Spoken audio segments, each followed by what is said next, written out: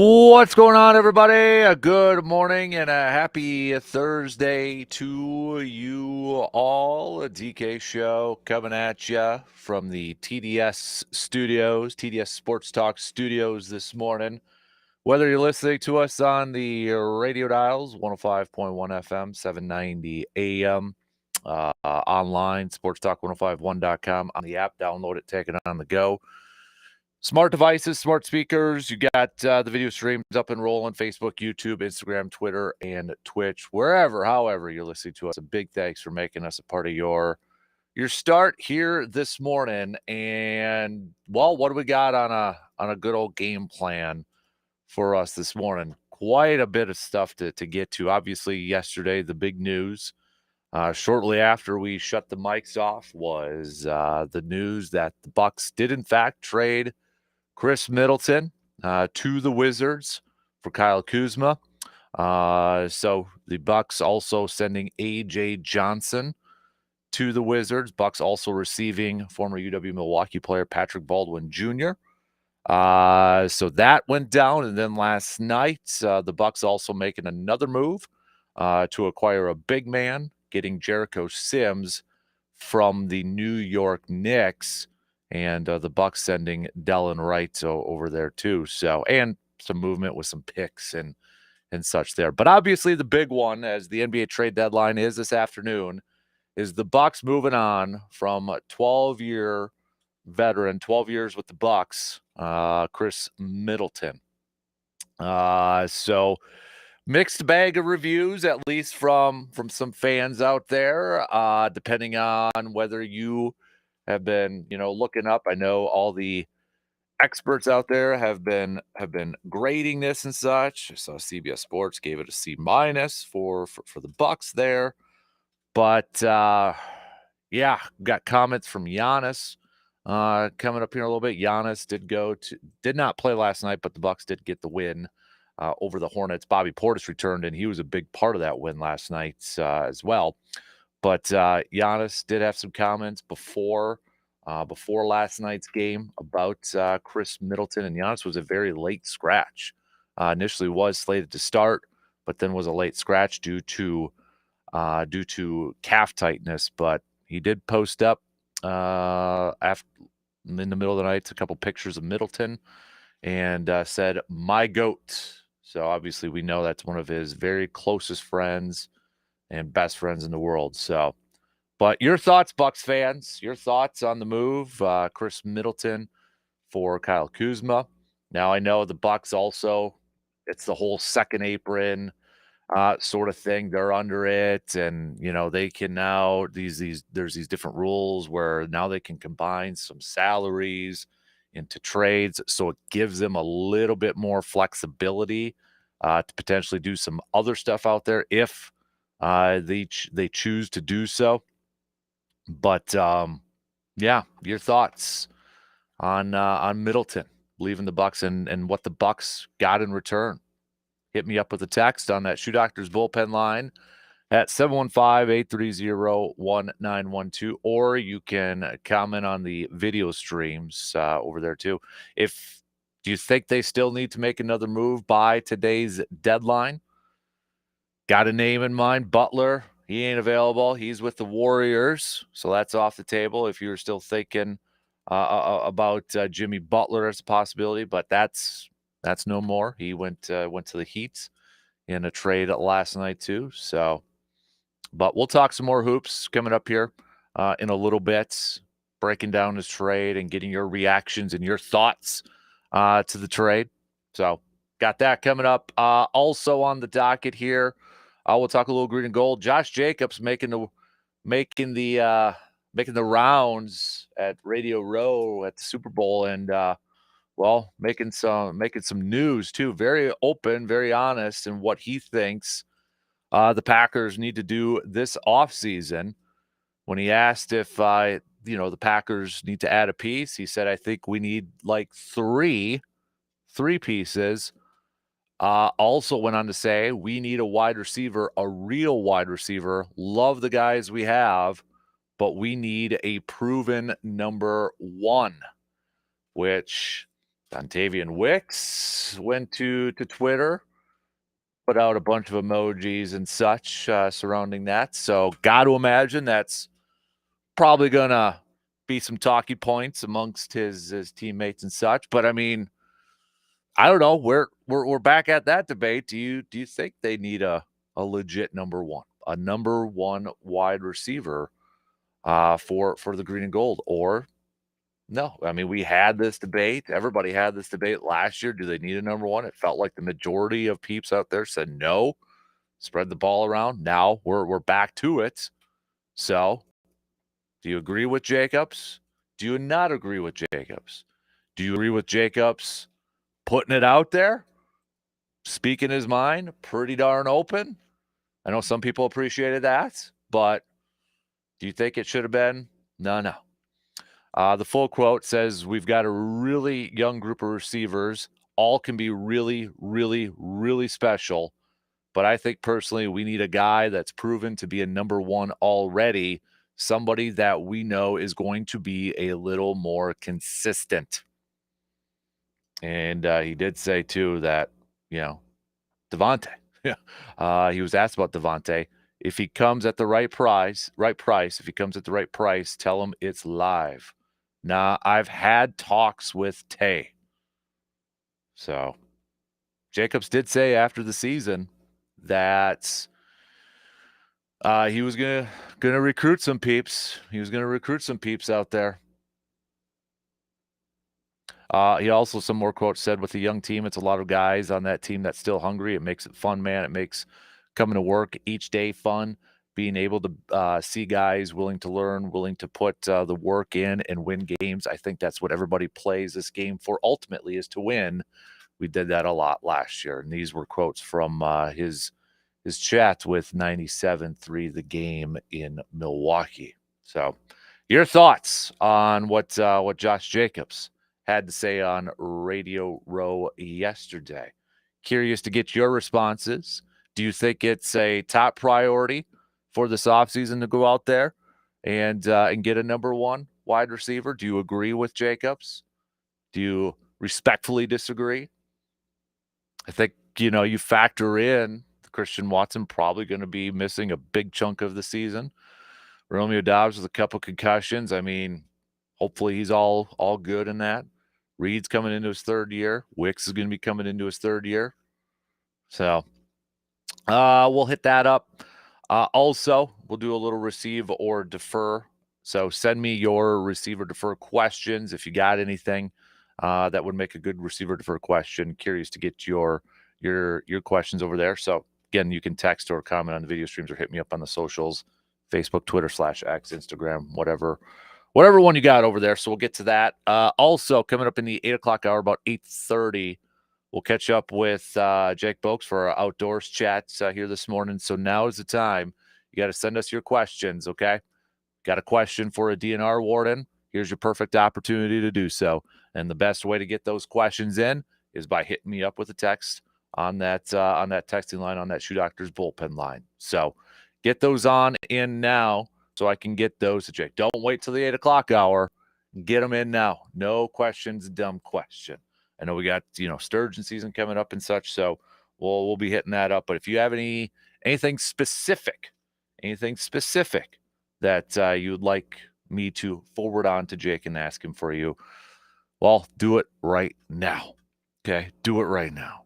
So, yeah, we got a full up program. Also, we're gonna talk a little Brewers too. I forgot to mention that. We will talk a little Brewers because we do have some comments from Pat Murphy as they get set for pitchers and catchers reporting here in just a little bit. So we'll get to that, and we'll talk some Brewers. As reminder, the first spring training game coming up Saturday, February 22nd, and you'll be able to hear that on the radio dials of 105.1 FM, 790 AM. So that's your game plan this morning. Let's get to it. We'll take our first break and then jump right into it. We'll talk some hoops.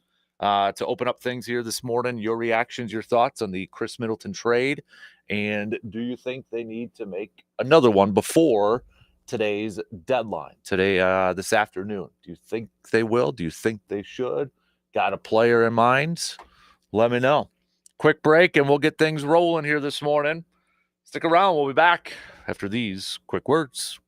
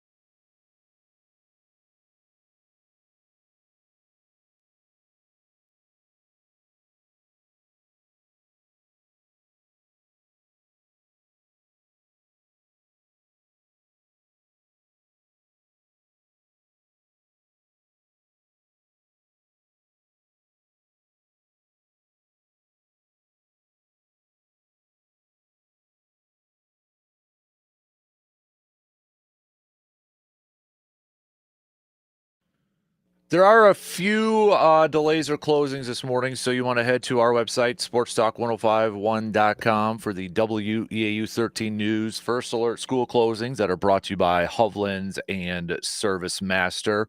Looks like Hillsborough is delayed. Necedah schools are closed. New Lisbon's closed. Westby is also delayed a couple hours there too. But stay tuned to our website and click over there. And while you're there too, don't forget to get your seat on the bus for the Brewers home opener coming up March 31st. It looks like there's a few seats left through wiscotrips.com. So you can either go to our website and get that or go to wiscotrips.com. Yeah, just a few tickets left over there.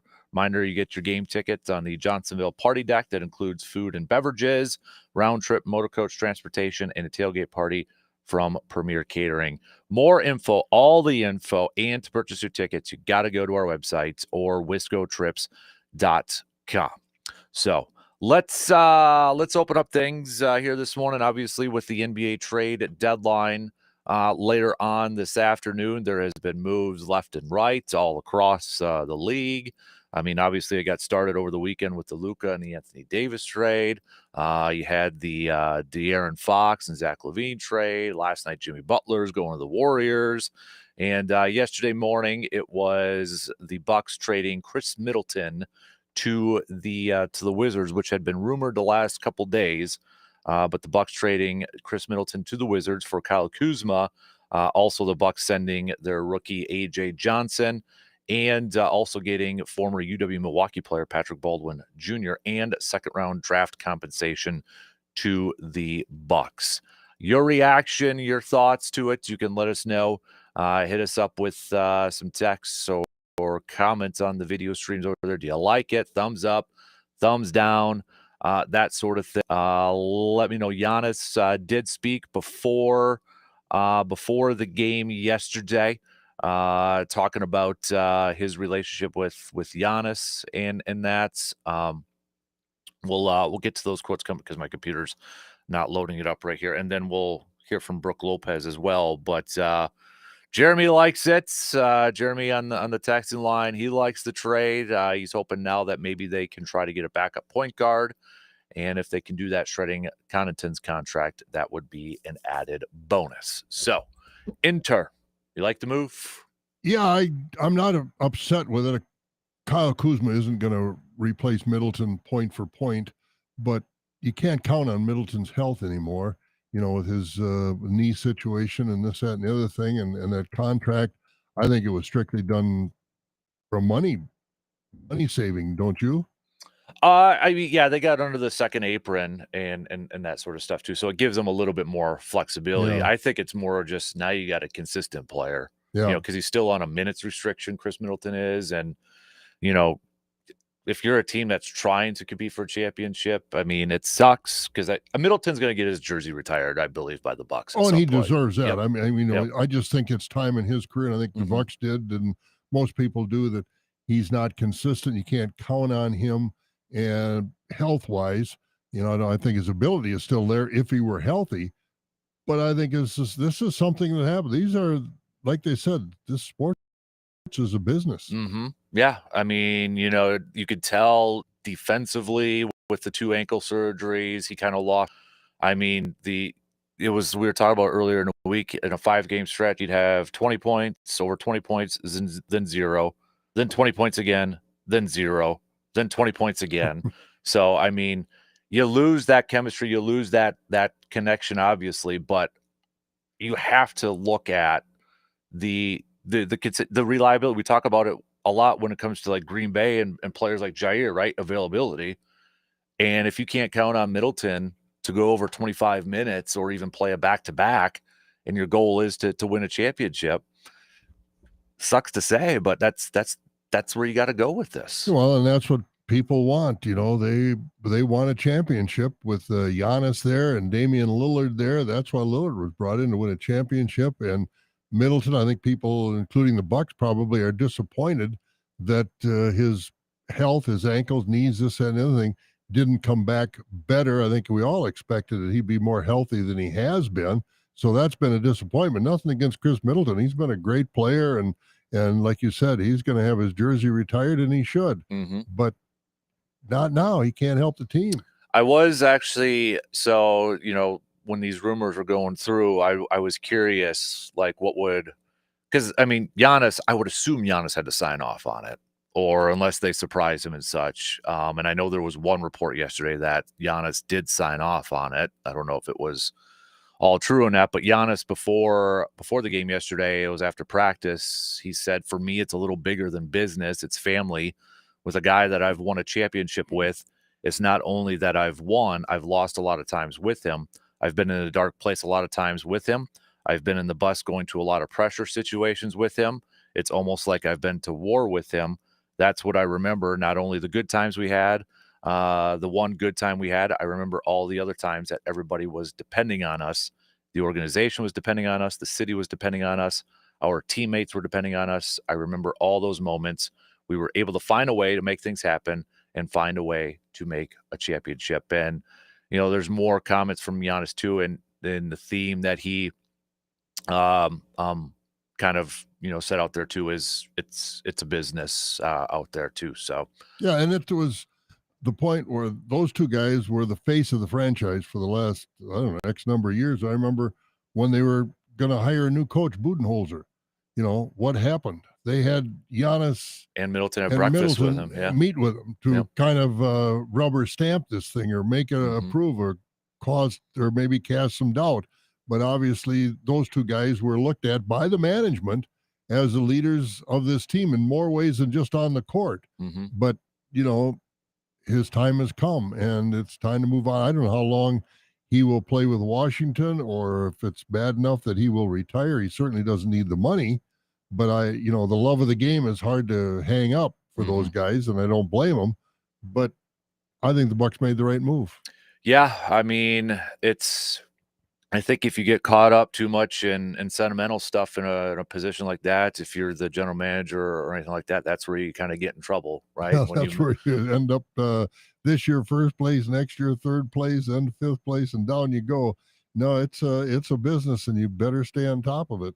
I don't know if it'll be like you said. I don't know if it's a huge upgrade or if it's a wash or, the biggest upgrade is that, you're going to get a guy that can, go back to back and play you more minutes and such. But And Kuzma hasn't been a world beater this year no. for Washington. I mean, he hasn't shot that well, but maybe in a different environment where you got Damian Lillard, you got Bobby Portis shoots a pretty nice three ball. You Mhm. got Giannis that can score. Brook Lopez can score. Maybe there won't be so much pressure on him, and he might flow a little bit better. Who knows? But yeah, I don't. He's not. He's not Middleton in his prime, that by any means. Right, right. Going back to Middleton, you're right, because they don't win that championship without him. I was going over watching highlights, and you kind of forget. Was it game 4 when he dropped 40 points in that finals game too? So, obviously, you look at the last few years. There's always been a lot of people kind of questioning: is he the right number 2? Is he getting overpaid? That sort of stuff, but. Take that all away, he was a very pivotal player for a long time for this franchise. No question. So I don't know. I know the Bucks have a little bit more flexibility now where they can. It's the NBA trade stuff is so confusing at times. With at times, yeah, because now they're under the second apron, so they can combine salaries to make more moves and trades. So just to make it simpler, they got a little bit more flexibility to make some moves if they want. Now, I don't know if they're going to by today's deadline. I don't know of another big name player out there who they could go after. I know Bucks were the second favorites to land Kevin Durant in the latest odds out there. I heard that too, but I don't look for that to happen. Have you noticed the last couple of games, of course, they've been resting, Giannis and Damian Lillard and this, that, and the other thing, but Pat Connaughton has been getting more playing time now. I don't know if they're trying to advertise him a little bit and to move him. I don't know. You mentioned it early. Can they get rid of his contract? But I noticed he's been getting a little more playing time. Why, I don't know, outside of the fact that they're resting the big guys. Mm-hmm. Yeah. Well, Bobby Portis had been missing quite a bit of time because his grandmother passed away. So last night was his first game back in several games. And he went out there and had a double-double for him too. That's what, honestly, I know his name's been mentioned in trade rumors. I hope they don't move on from him. I agree with you. I'd like to see him keep him. I think he can be a pivotal player. Yep. Whether it's coming off the bench or, I don't know what the starting lineup's going to look like. There's some talk, does Kuzma go in? Does he even come off the bench? I mean, I don't know, but Portis to me, I think is one of those key guys. I think it gets so underrated when it comes to six-mans and that in the NBA. You know who he reminds me of a little bit when I watch him is Big Shot Bob.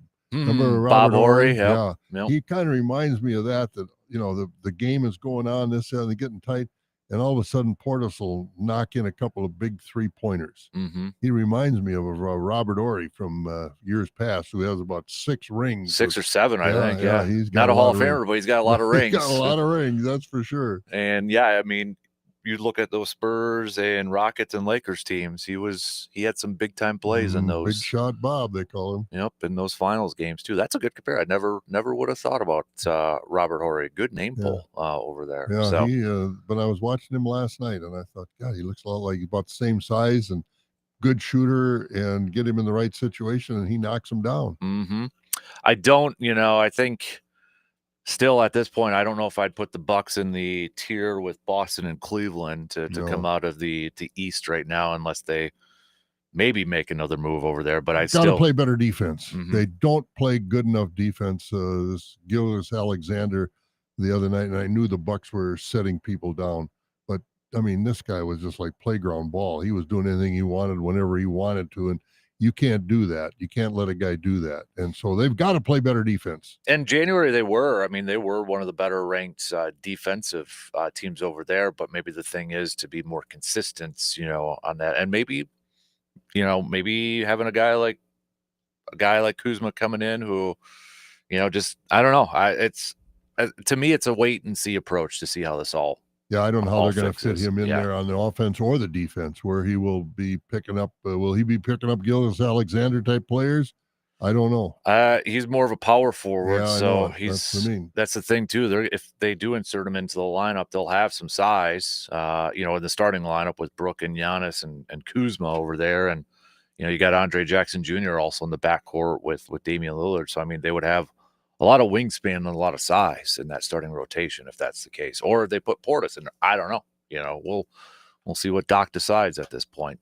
I wouldn't be surprised if Kuzma comes off the bench for the first couple games until they get adjusted with everything. Who knows? But I would think that's where he's going to be. So I really don't know if they're going to make another move, but I think they're going to try. I just don't know what it's going to be out there for the Bucks. It's hard to say where their needs are as far as that's going. Like I said, they need defensive players, but who's out there? You hear names all the time. You never heard that guy before. The way they move around all the time now. So, but they're at the front office there, and they know all the names and all the positions and all their skills. Can they get somebody? I don't know, but I think right now they need more defensive help than they need offensive help. If they can get Damian Lillard, Giannis, Lopez on the floor. Been a lot of resting lately, and I think they get those guys on the floor. There's the offense. The defense is what they need. Jericho Sims was also added by the Bucks late last night from the Knicks. So there was some talk whether the Bucks needed more depth in the front court for a big man. So they bring over Jericho Sims. The Bucks had sent over Delon Wright, veteran guard Delon Wright, for him. So, I mean, Jericho Sims kind of fell out of the rotation over there with the Knicks. Not a big time scorer or anything like that, but they got more size. So there was some last couple of weeks or so, there was some speculation whether the Bucks were looking for some more interior help down there. And they made that move for Jericho to bring him on over and provide that depth as well. So, but we'll see if they add any more coming up later on today. Deadline's this afternoon. I'm curious about the kid from UWM, the Milwaukee native, coming back, because he kind of fell right literally off the map when he went to UWM to play with his dad. Then he got hurt, and obviously he had an awful lot of ability and a lot of anticipation about how good this kid would be coming out of high school into college. You go to and it's not a high profile program. Why, to play for his dad? Yeah, that's fine. But was that a mistake? I don't know. But it'll be interesting to see if he's got anything left in the tank, if he can get healthy. Yeah, he hasn't really done anything in the NBA so far, and I don't know if he will get a lot of opportunities. I mean, this year he's just averaging 2 points per game and just 1 rebound per game. So the other night, last night, or no, not last night, his most recent game, the 30th, he just played 7 minutes in a shellapping by the Lakers and scored 3 points in there. So, but yeah, I don't know what to. I mean, the Wizards at one point had all Wisconsin born players. It felt like, because Davis is over there, and Patrick Baldwin Jr. was over there too. So, but yeah, it's a name I think a lot of people in Wisconsin probably remembers or recognizes, but really in the NBA he hasn't done a whole lot. No, So. I know he hasn't done a whole lot, but coming back to Milwaukee, his hometown, maybe Mm-hmm. maybe he'll give a little bit of. He's not going to be a all-star, but hopefully he can be a solid backup. Mm-hmm. Yeah, so we'll see. But as we mentioned too, Butler, that was rumored. Could it be a potential Milwaukee destination? He goes to the Warriors in a trade over there. So, and I don't think Jimmy Butler would have been good for the Bucks. He's got too much me type attitude, and I don't think the Bucks are that kind of a team. I'm curious to see him and Draymond Green get along now over there with the Warriors, Yeah. with their two personalities together now. But yeah, and I don't know what kind of a difference he's going to be able to make with the Warriors, really and truly, because they don't have a big man. Draymond Green usually ends up playing the big man, and he's only about 6'8", 6'9". So I don't know what kind of an effect Jimmy Butler will have on that team. Because Steph Curry is number one. Right. He's not going to be number one with the Warriors. Right. Yep. I don't think KD gets traded today. If KD I don't gets think so either. I'd be surprised. If he does, and this has got to be one of the craziest NBA trade weeks in history to move. Where would he go now? There's one I saw, Oklahoma City, going back there. Warriors were a popular one up until Butler. Like I mentioned, the Bucks were the third favorites. Washington was listed as a high favorite because that's his hometown, but I can't imagine he'd want to go to Washington. And I don't know what else they would have to send over. That's going to the minor leagues is what it amounts to, playing for Washington. Yeah, Dallas was rumored as a potential one too. Pairing him up with Kyrie again and Anthony Davis. So, and I'll tell you, I think Dallas needs to do something like that, because the fans in Dallas are, from stories I've read and reports I've heard, they're just wild. They're turning in their season tickets. They're just really upset with the management. And you know who's been strangely quiet? Mark Cuban. Well, he's not owner and all. He sold a lot of his control and ownership. I didn't know that. Yeah. Okay. Because I watch him on TV and he's always hanging around the bench all the time. Yeah, he's not like the majority owner. He's a former owner and just minority. I didn't know now. that. Yeah. I didn't know that, but I haven't heard a word from him. Yeah. I think he did some, but yeah, he doesn't have a say in it. So doesn't have a say in that one anymore. But Barkley thinks now they're the second best team in the West, the Mavericks. So he does. I think he's kind of I think we've talked about it too. Luka, he puts up a lot of points in that, but is he, the right player to, win a championship, lead your team to a championship? I think he's of the same mindset. Well, Kyrie Irving is a great, great player. There's no question about that. And so it'll be interesting with AD there. I think AD is probably going to be better off with Kyrie Irving than it was with LeBron. Yeah, it'll be interesting. I mean, Klay Thompson's over there too. I don't know how much he's been able to do for the Mavericks this year, but it'll be interesting. Yeah, it certainly will. So, I mean, if LeBron didn't know about it, I guess anything's possible for these trades and such. But yeah, this reshuffles the deck in the NBA. Yep. All right, your thoughts. You can continue to send us your reaction from the Middleton trade. And do you think the Bucks should make another move by today? Let us know. Hit us up. G-Man also said a little bit earlier that Bucks will win now. They just have to take this one game at a time. Bucks in 6. Got to stay healthy. Yep. All right, we'll take a quick break and we'll finish up the first hour coming up here in just a few minutes.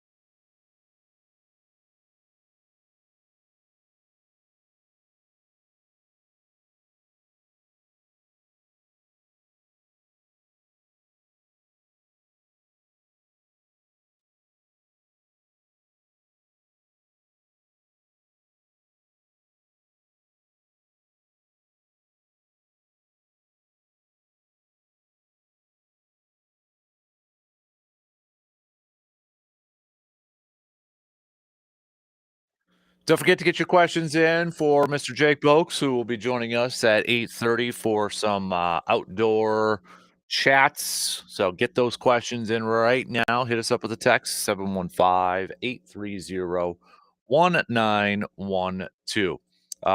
Tonight is going to be the NFL awards, but as for Packers fans, pay extra attention tonight with the award ceremony, because they also announce the Hall of Fame class, which we could have two Packer people finally getting inducted. Mike Holmgren and Sterling Sharp, both finalists. So, we were talking about it yesterday. Some little confusion on when it actually was. It will be tonight. The announcement tonight, to see if Sharp and Holmgren both get into the Hall of Fame. So We've talked about Sterling Sharp for a long time, and yep. for the time he was on the field, he was as good as anybody ever. Yep. So fingers crossed they both get in tonight. Hope fingers crossed. So That'd be nice. then they'll inch a little bit closer. Bears have the most Hall of Famers. Packers have the second most Hall of Famers. But if you get two in there, it'll be a little bit closer to catching up with the Bears too. So, and then we'll see if Eli gets in tonight too, which is the biggest debate out there. So. Yeah, I don't know. What do you think? Think he will? I kind of thought he would, which with the whole, he's everywhere now. I know that's more of a baseball thing, the media and all that. But we were listening to a comment from Peter King, and he's not a voter anymore. But from the vibe he's getting, that it doesn't sound like he's going to get in. So I don't know. I don't know. I wouldn't be shocked, I guess, either way. No, I wouldn't either. I mean, he won 2 Super Bowls, but you just never got the feeling that he was a Hall of Fame type quarterback. He was good, led his team to 2 Super Bowls, which was spectacular. But you just he's a Plunkett, right? Yeah, he is. Yeah, and I like you said, comfortable either way. Yeah. So, but that'll be tonight. So it'll be cool the next time we go to Lambeau Field and see Holmgren and Sharp's names on the facade with the rest of the Hall of Famers. I hope they get them. That's when it's really going to kind of hit me, I think, because that's my youth right there. Oh, absolutely. In the 90s there. So yeah, and the thing was, remember the history of Holmgren, that he wanted to be the coach and general manager, and they wouldn't do it, and he went to Seattle. Then they bring in Mike Sherman, who didn't accomplish anything, but they made him coach and general manager. They wouldn't do it for Holmgren. So after his first year coaching, they gave it to him. Yeah, and it was kind of a bitter pill to swallow, I'm sure, for Holmgren, because he did a whole lot more for the Packers than Mike Sherman ever did. Let's talk a little baseball to finish up the first hour here, because we've got as the Brewers are getting ready for spring training. Again, the first spring training game is going to be Saturday, February 22nd. But the team already packed up the semis the other day and heading on over to Arizona. So Pat Murphy did a little Q&A with the Milwaukee Journal Sentinel, and one of the biggest questions out there is probably Brandon Woodruff, right? What's the status with one Brandon Woodruff? A couple comments from Pat Murphy, and in Woody's case, I think we've got to realize what he's coming back from. He's coming back from a shoulder injury that is quite serious, and that doesn't always have a timetable that's conducive to spring training starting. So I think as of right now, Yelich would probably be ahead of him in terms of game ready, and I think Woody's probably a little bit more realistically down the road, but you take them all very seriously. And then when he was asked about the starting five in there, and he said he would put Woodruff in there, but pretty much said he's not going to be ready for the start of the regular season. And hopefully it's not much longer than after that he is ready, because you get him healthy and you get Yelich healthy, this team can be a factor again. There's no question. If he is, Woodruff, I mean, I don't know what kind of expectations we could put on him, because it is such an unknown out there. Like how long, but maybe it's like if you get 100 innings out of him at some point, maybe that's a win for Woodruff this year. I don't know. It's a very serious shoulder injury. We've talked to Dr. Crow about it, and it's kind of an unknown, like how these players respond to it until they actually get out there and such. But maybe that's the get 100 innings. I don't know. I don't know where you put that. No, I don't know either, and, and it's gonna depend when he can come back. If he doesn't come back till All-Star break, then 100 innings would be a lot, but if he can come back around, Mother's Day or, 1st of June, whatever the case may be, that would make a big difference. So hopefully it's sooner rather than later because he can make a difference, and I think they're gonna need him. Yeah. You look at the starting rotation. Freddie Peralta, Tobias Myers, Nestor Cortez coming over from the Devin Williams trade, Aaron Savali. I mean, Pat Murphy pretty much said those are going to be your starters, and then he did include Woodruff in there when he does come back. So I mean, that seems to be kind of set right there. And then you've got the DL Halls who could probably give you spot starts or Ashby's over there too. So. But yeah, I mean, there is, I think, some unknowns heading in here. Yelich, you hope he's healthy and can kind of pick up where he left off last year at his all-star level.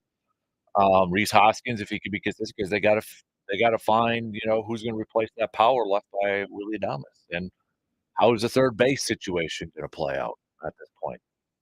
There's some question marks, but There really is, and they didn't really do anything significant about those questions. We had the questions before the season was even over last year. You knew Adames wasn't coming back, and you knew you didn't have enough power at third base, or did you have enough at first base?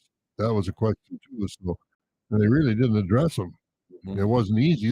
These guys aren't cheap to sign now at free agency, so it's tough to find the right guy in the right mix.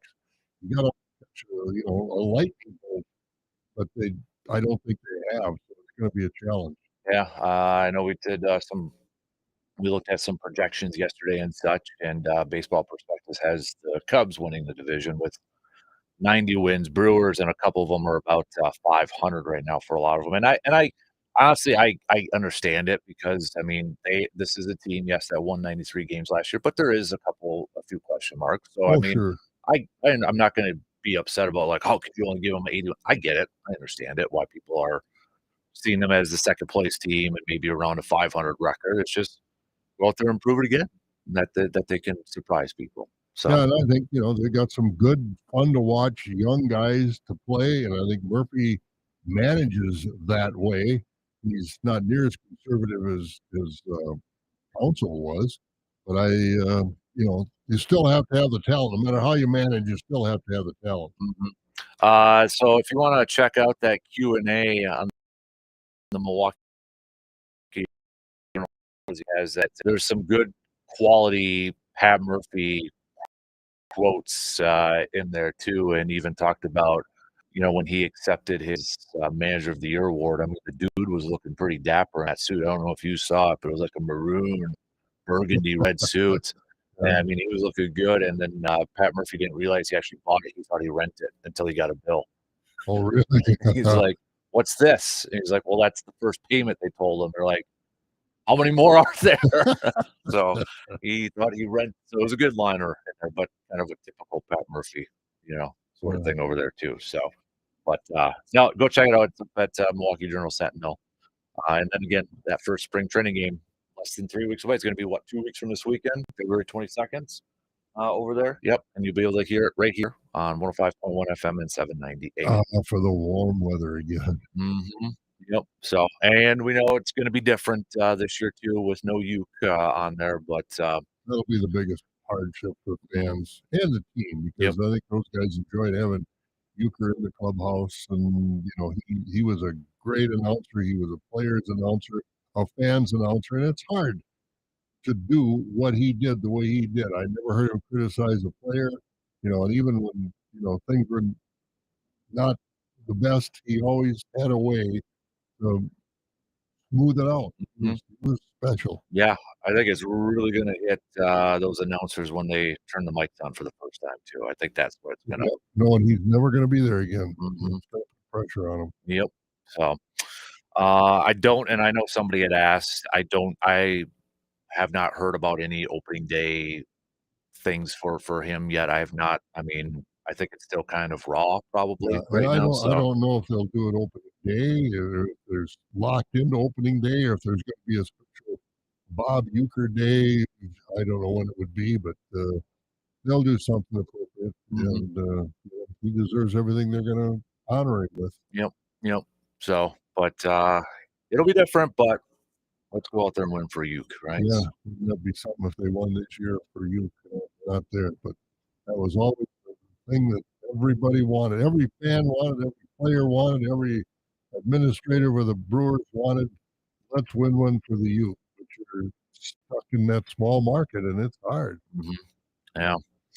All right, just a few more minutes left to the top of the hour. So before, because you got to head out a little earlier here. Yeah, So I got to go to the I have to go to the Dells. They got the big Wisconsin corn, soybean, pork producers conference down there today and tomorrow. So I'll be heading that way. mhm. So So I got to get your pick, your Super Bowl pick. I'm picking the pit. I'm picking the Eagles. Oh yeah, oh Yeah, nice. I think, and everybody talks about the quarterback. But I think Saquon Barkley is going to be. If they can't stop Saquon Barkley, because he's going to make the more of the difference. I think for Philadelphia with Jalen Hurts. Hmm. Because if he can run the ball, open it up for Jalen Hurts to not only throw it but also to run himself. So I'm not sure about Kansas City's defense. They're good, but I just have a feeling Philadelphia's going to win this game. Is that kind of who you're rooting for too? Do you have I don't have a rooting do you have the interest. Chiefs fatigue like a lot of us a little bit, or not Nah, I really? don't. I admire them. I mean, they keep winning. There's no problem with that. I mean, that's is is it fatigue or is it jealousy? They get a lot with the Taylor Swift, all that other stuff. They get a lot more publicity, Hmm. but I don't have a problem with. They're going to keep on winning. Good for them. I love Andy Reid. I think the coaching he does and the plays he come up with, and I just think the guy is one of the best ever, That's my really. thing too. Is like I love Andy Reid. So do I. It's like I do have Chiefs fatigue, but then I just keep thinking about Andy Reid, and then it's like, but I like that guy a lot. Yeah, you can't get fatigue over that guy because he's the most unassuming guy, successful guy that you'll Mhm. ever meet in a major sport like that. He, I appreciate too, like what you mentioned. I mean, he has coached for a long time, but he is still whipping the butts of some of these young whippersnappers out there. he's still coming up with creative things on his offense, and of course, he just turns his defense over and doesn't worry Mhm. about defense. But he is. I mean, some of the that I watched the Chiefs play down inside the 10-yard line, and some of the plays that they come up with. It's remarkable. And the Packers don't come up with anything like that. I mean, it's just remarkable the plays that he can come up with. And I don't know whether LaFleur doesn't do it because Jordan Love is not Patrick Mahomes in any way, shape, or form, and he's got a long way to go to even be thought about that way. I just love Andy Reid. I like his coaching style. I like his attitude. I just, Mhm. so I do not have Chiefs fatigue at all. So Maybe for Taylor Swift fatigue with she and Travis Kelsey. I mean, mhm. what was he doing on the stage the other day? He caught 2 balls. He didn't belong on that stage when Oh, they won the NFC or the AFC. He didn't mhm. belong up there. Yeah. Yeah, I'm glad though he got fined for taunting Damar Hamlin, didn't get flagged for that. That was Yeah, that one pl I don't need yeah, to revisit it, no, but yeah, yeah. I know it. So, Now that I can get fatigue over yeah. Kelsey, Mhm. but Mahomes and Mahomes. First of all, the voice he's got, that squeaky voice he's Kermit. got. Yeah, Mhm. Kermit, good way to put it. And Andy Reid, they're the two leaders, and I don't have any fatigue over those two guys. I think on paper, it should be a good one. Yeah, I think it I think should, so. and that's all I'm hoping for right now. Yeah, I want a good one, kinda like what it was when they faced off, a couple of years ago, yeah. against each other But too, I think so. Saquon Barkley is going to make the difference this year. Mhm. Alright, safe travels. I know roads could be a little slick right now, so safe We'll travels take out our there. time. Yep. Alright, 1 hour in, we've got some news updates. We'll do some, get back to some more hoops talk. Send me your thoughts on the Chris Middleton trade. Yay, nay, thumbs up, thumbs down. Your thoughts. We'll be back with more after these quick updates.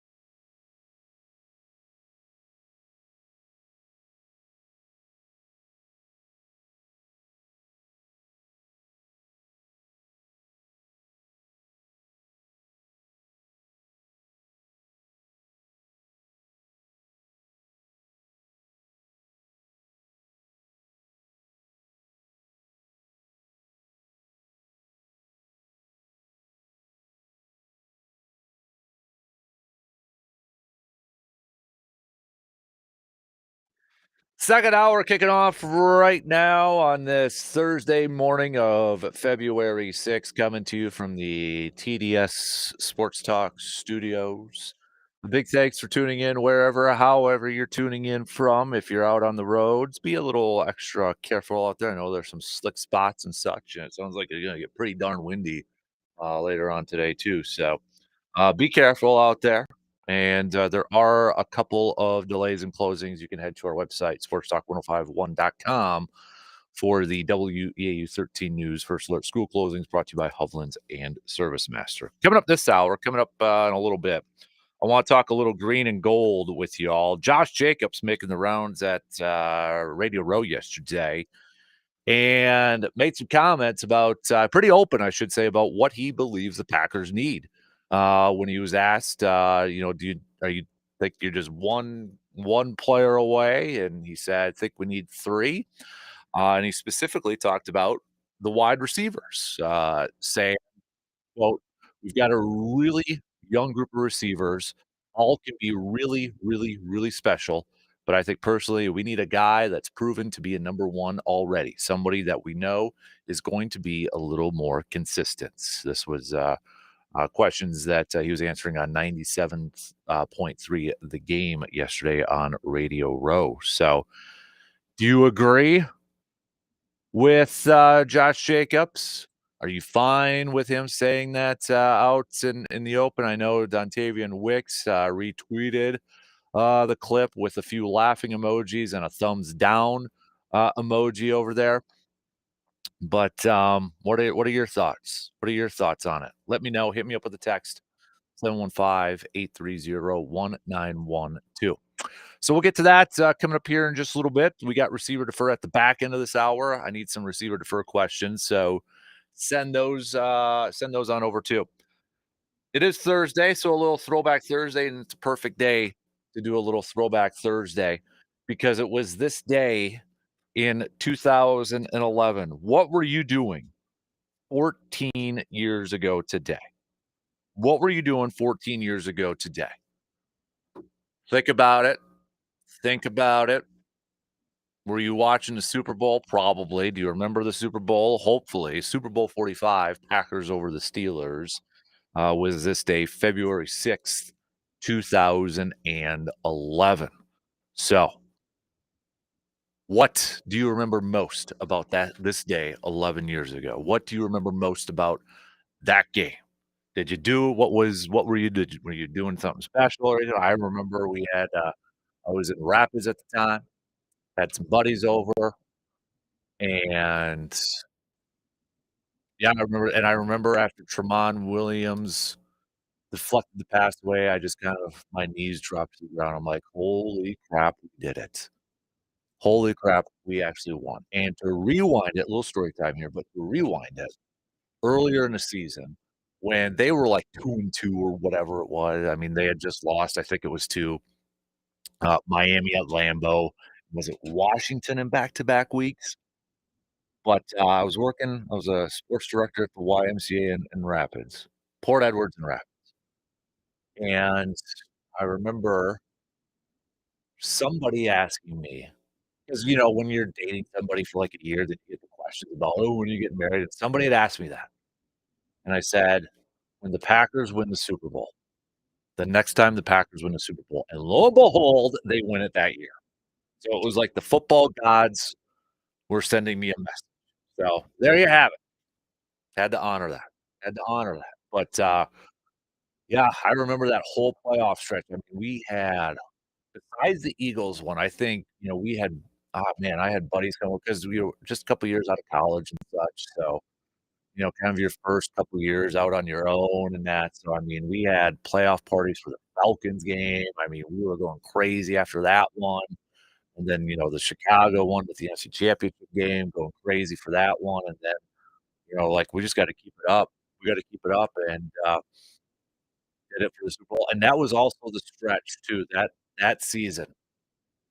That's when my superstition was at an all-time high that season.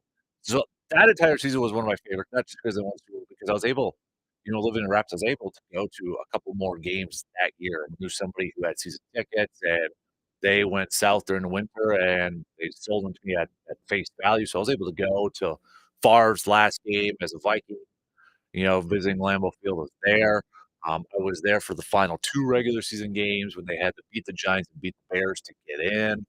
So, I mean, it was just an awesome year overall. Went to return to Titletown too, and, but this was the year that my superstition, that stretch run from the Giants, when they beat the Giants the second to last week, all through the Super Bowl, is when I refused to wash my jersey, the long sleeve white shirt that I had underneath it, and I think even the tee that I had underneath that. So, I mean, I wore that to the Giants game at Lambeau, to the Bears game at Lambeau, for the first game, the wild card game against the Eagles, the Falcons game, the NFC Championship, and the Super Bowl. Didn't wash them.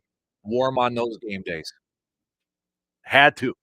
Had to wear them because I was so superstitious. And you know what? It worked. It flipping worked, man. So, but, what are your memories from 14 years ago today? Anything kinda stick out to you? Share it with the rest of the class. I just shared everything there, so share it with the rest of the class. John says, "I was sitting at home watching the Super Bowl with my daughter, who was 6 months old at the time. I remember hooting and hollering because I was so excited that the Packers are going to win, and I accidentally woke up my daughter, over there." So, like that. That's a good one. All right. Let's tell you what, let's take a quick break. Let's take a quick break, and we got more texts coming in, so I'll give you a couple minutes to do that. More texts coming in sharing their Super Bowl memories and that, but so get those coming. Also, I wanna know your reaction, your thoughts on the Chris Middleton trade. Thumbs up, thumbs down. Do you give it a thumbs up or do you give it a thumbs down? And do you want the Bucks to make another move by the deadline today? Do you wanna see them make another move by the deadline today? And do you have a player, maybe a position? Maybe it's better to maybe like Jeremy had said a little bit earlier, backup point guard. Maybe that's what you're looking at. Or are you taking another shooter? What's on your wish list with the deadline coming up this afternoon? Okay, let me know. But I wanna talk a little green and gold, a little bit more green and gold, and talk about Josh Jacobs. Was he right? Do you agree with what he said? Do you disagree that the Packers don't need a number 1 wide receiver? That's not a big need for this team coming in.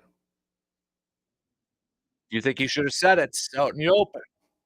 I know some people are questioning that move. What was your reaction yesterday when that kind of 'cause it blew up all over the place. I've got some thoughts. We'll talk about that coming up next.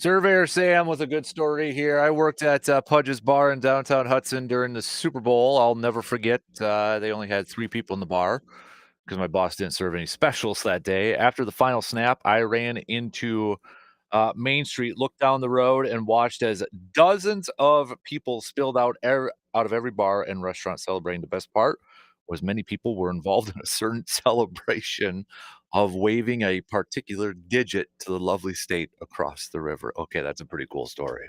That's a pretty cool story.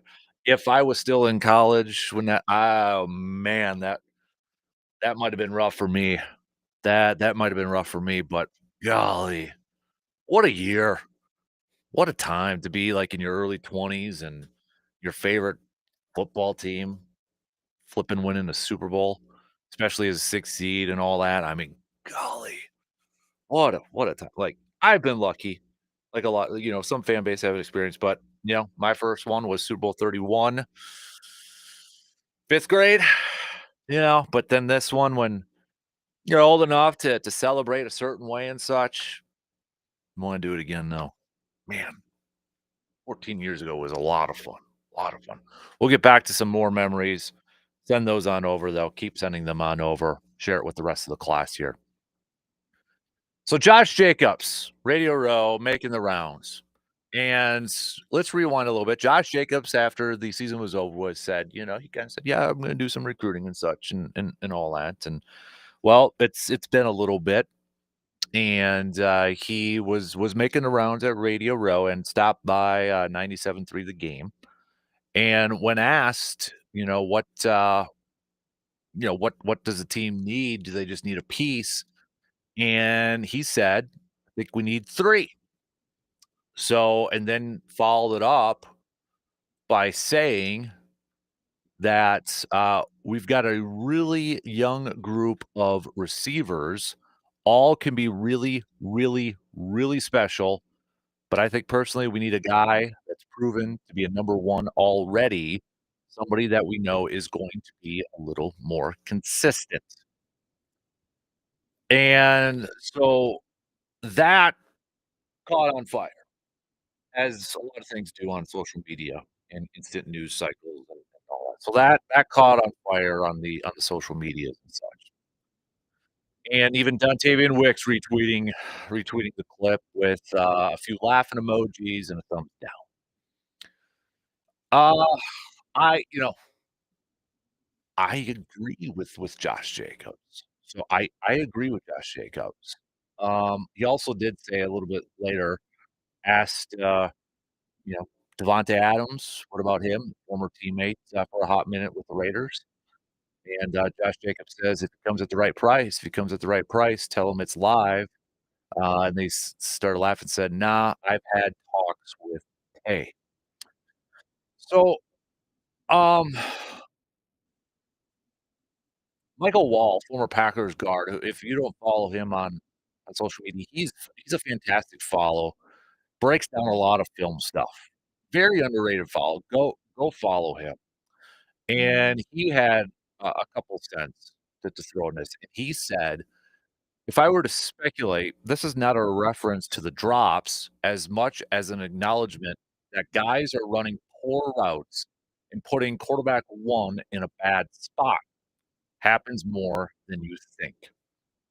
And I think that's something too that I'm part of this too, but I think that's something a lot of us, when we watch it and we're watching it on TV, a lot of us, I think, don't always factor that in when we see some of those throws or see some of those plays, whether it's a tight throw or a stupid throw or a dangerous throw or whatever the case may be.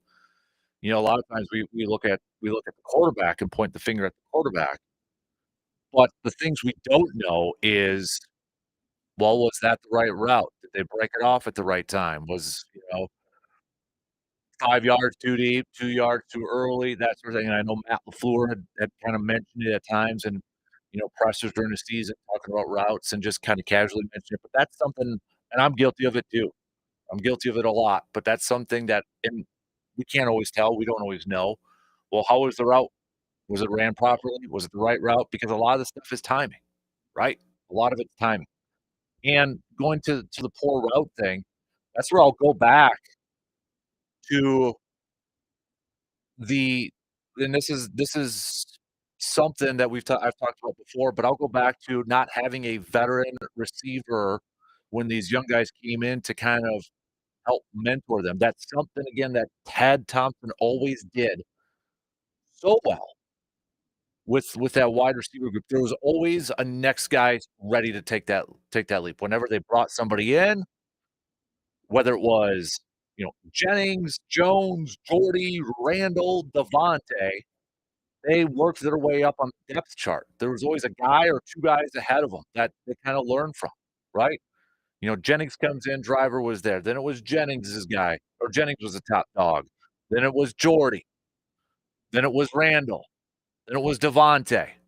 These guys, these young guys come in and they're learning from these guys, and then it finally got to a point where that pool was gone. I mean, it was just gone, and you got Watson and Dobbs last year, that's past one, but the year prior, the veterans of your group and their second-year guy. They didn't have the luxury to, learn from Devontae, who was the next guy. They had Allen Lazard, but I mean, come on. You're talking Devontae, Allen Lazard. Yeah, Randall Cobb was there for a minute too, but, not peak Randall Cobb. And that, in my opinion, was a ball drop from the Packers. And I know they tried to get, they drafted Marquez and Equanimeous St. Brown and Jamon Moore, and they didn't work out. MVS was the best of the group, but didn't stick around long term. So that kinda stopped that flow, and I think if they would've had that veteran, you'd see the improvements, maybe the small improvements to us or those minor details that we as fans don't always kinda pay attention to when it comes to route running and it comes to the interest the little stuff like that. I don't wanna say little because it is kinda major, but stuff like that that maybe we don't always pay attention to. So I agree with Josh that I think they do need a legitimate number 1 and a number 1 to win. You need to pick up that first down or the consistency, about everything. And it's not a knock on the Jaden Reeds or the Dontavian Wicks. It's not a knock on those guys, but maybe they just maybe it helps their career a little bit more and, puts them on helps them take a bigger jump, even a bigger jump in year 3 if they can kind of follow the lead and learn a little bit under the mentorship of a number 1. But, a number 1 though too in the essence of, if you get in a 4th and 1 situation, a 4th and 2, and you gotta pick this up, it's a game-saving drive, it's a season-saving drive. You can go to your number 1 because you're gonna trust that guy that he's gonna run the right route, that he's gonna break the route at the right time, that the timing is gonna be there. There's this other stuff that goes into being a number 1 outside of just, like, having all these receiving yards, having all these touchdowns. It's like when they come up or when you have these big moments and you have these big games, you go to your number 1. It's not to say that you're targeting that guy all the time, every single time, no. I don't think any of us want another situation where it's like Rodgers 90% of the time targeting Devontae. I know a lot of us were gonna, okay, spread the ball out a little bit more, but it's just to have that comfort that one guy out there that is like, "Okay, we need to pick up a first, we're going to him, or we're gonna dial up a play for him, a play call for him, and we're gonna get the ball in because we know he's gonna be able to pick up that first down or get us that big gain." So is Devontae a guy? Is he an option? I mean, T. Higgins is out there, Kupp, there's Godwin's coming off of injury, got Amari Cooper potentially out there. I mean, Devontae is the one that's getting all the attention because, well, I mean, former Packer just from a few years ago.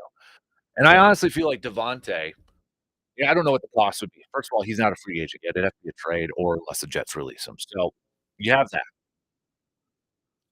But to me, Devontae would be the perfect mentor role model for these younger dudes because, well, he's got familiarity with the offense, but he's a part of that group that learned from all these other veterans and, just kind of the tree, if you will. And you wanna talk about route running, and you wanna talk about, timing wise, I mean, Devontae Adams is one of the best route runners in the entire league, and Dontavian Wicks has been compared to Devontae Adams by, getting off the line of scrimmage, the separation value there, and, I mean, what better person than, maybe to hone in your skills just a little bit more for Dontavian Wicks to learn from Devontae Adams, and you look at the upcoming year too. Watson's gonna be out for the majority part of 2025. We don't know when he's gonna return. Is he gonna return in, at the end of the season? Is he going to return in November? We don't know. It's however the ACL reacts and how it comes back and how quick he can be able to go on the field, but let's assume he's gonna be out for the majority part of the year. Um, Dobbs, to me, he's even a wild card because you've got the 2 concussions towards the end of the season. Hopefully, that's not affecting him too much, but you look at what happened earlier in season 2, a suspension. Maybe he's a potential option for, if you do make a trade. Garrett Wilson's name's been thrown out there as a possible, maybe trade for the Packers and such. But, do you package Romeo Dobbs for a trade if that's an option? Jaden Reed, all the talents in the world in Jaden Reed, but then you look at the second half and it was like, okay, where did he go? Was that play calls? Was that play? And then going back to Wicks, he led the NFL in drop rates. So there needs to be improvement from guys like Reed and Dontavian Wicks, along with maybe potentially adding that number one or a veteran wide receiver. There needs to also be improvement and better play from these guys. Wicks and Reed need to make a jump in year 3. Now, Reed wasn't awful this past year. You look at the numbers, and he bypassed a lot of his stuff in rookie year. We just set the bar really high, but anybody who watched him, you can look at drops, you can look at different stuff and big time moments, and then just kinda disappearing towards the second half. There were still some issues, but they still need to be better too, regardless if they bring in another receiver or not. I think, off-season wise, receiver, I don't know if I'd put it the number 1 priority, but I'd say it's top 3. I'm looking at a defensive line, rusher, corner, depending on what you do with the whole Jair thing, and I'd throw a wide receiver in there too, because let's just take Watson out. Then you're down to 3 with Dobbs kind of maybe being a little bit of a wild card. Yeah, you need a wide receiver to go in there, and I think that'll help Jordan Love too. But I don't want it to take away, if you and that's where I don't T. Higgins, that would be awesome, that would be great, you're bringing in a guy a lot of money, a lot of guy, big playmaker too, but, I want Tucker Kraft to be more involved. I think Jaden Reed can be a dynamic player within this offense too, so I don't want it to come at the risk of, like, cutting out Kraft or Reed or some of these other guys within the offense too.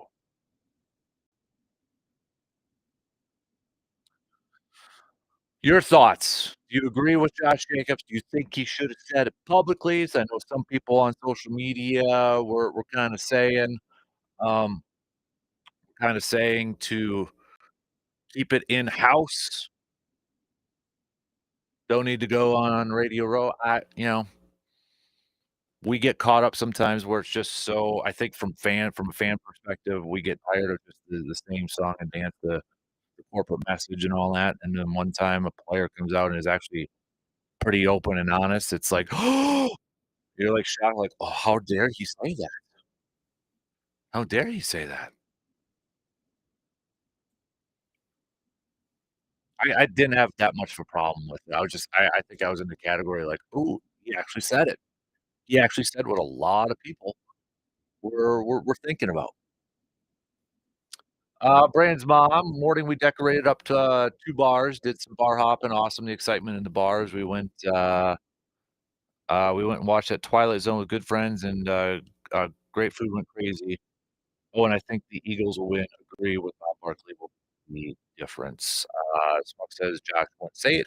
Foot the other receivers would do their jobs, create space, and catch the ball. Uh, yeah, a couple more of you. I don't have names for these texts, but they say, "Don't have a problem with Josh Jacobs." He was exactly right. Calling him out, being a team leader, saying, "Up your game." Doctor says, I think the perfect addition would be Devontae Adams to be a mentor to these receivers. I just don't know if Green Bay is going to spend money on bringing in a top flight receiver. I mean, that's the question with everything right now, right? They got some cap space, they got some room. Probably gonna, you know, the other question is gonna be how much of that are they gonna try to keep Josh Myers? Maybe that's the question. Do you wanna try to keep your offensive line intact and re-sign Josh Myers if it comes at the expense of maybe not getting a receiver? What would you rather have? Josh Myers coming back as your center and keeping him and Jordan Love and keeping that offensive line as a cohesive group? Or do you say, "Josh, thanks for your services. We're gonna move in a different direction, shuffle around the offensive line a little bit, and direct your resources to bringing in a veteran wide receiver." What would you rather have? Let's assume corner and defensive line are the top 2 or whatever. We're taking those 2 away.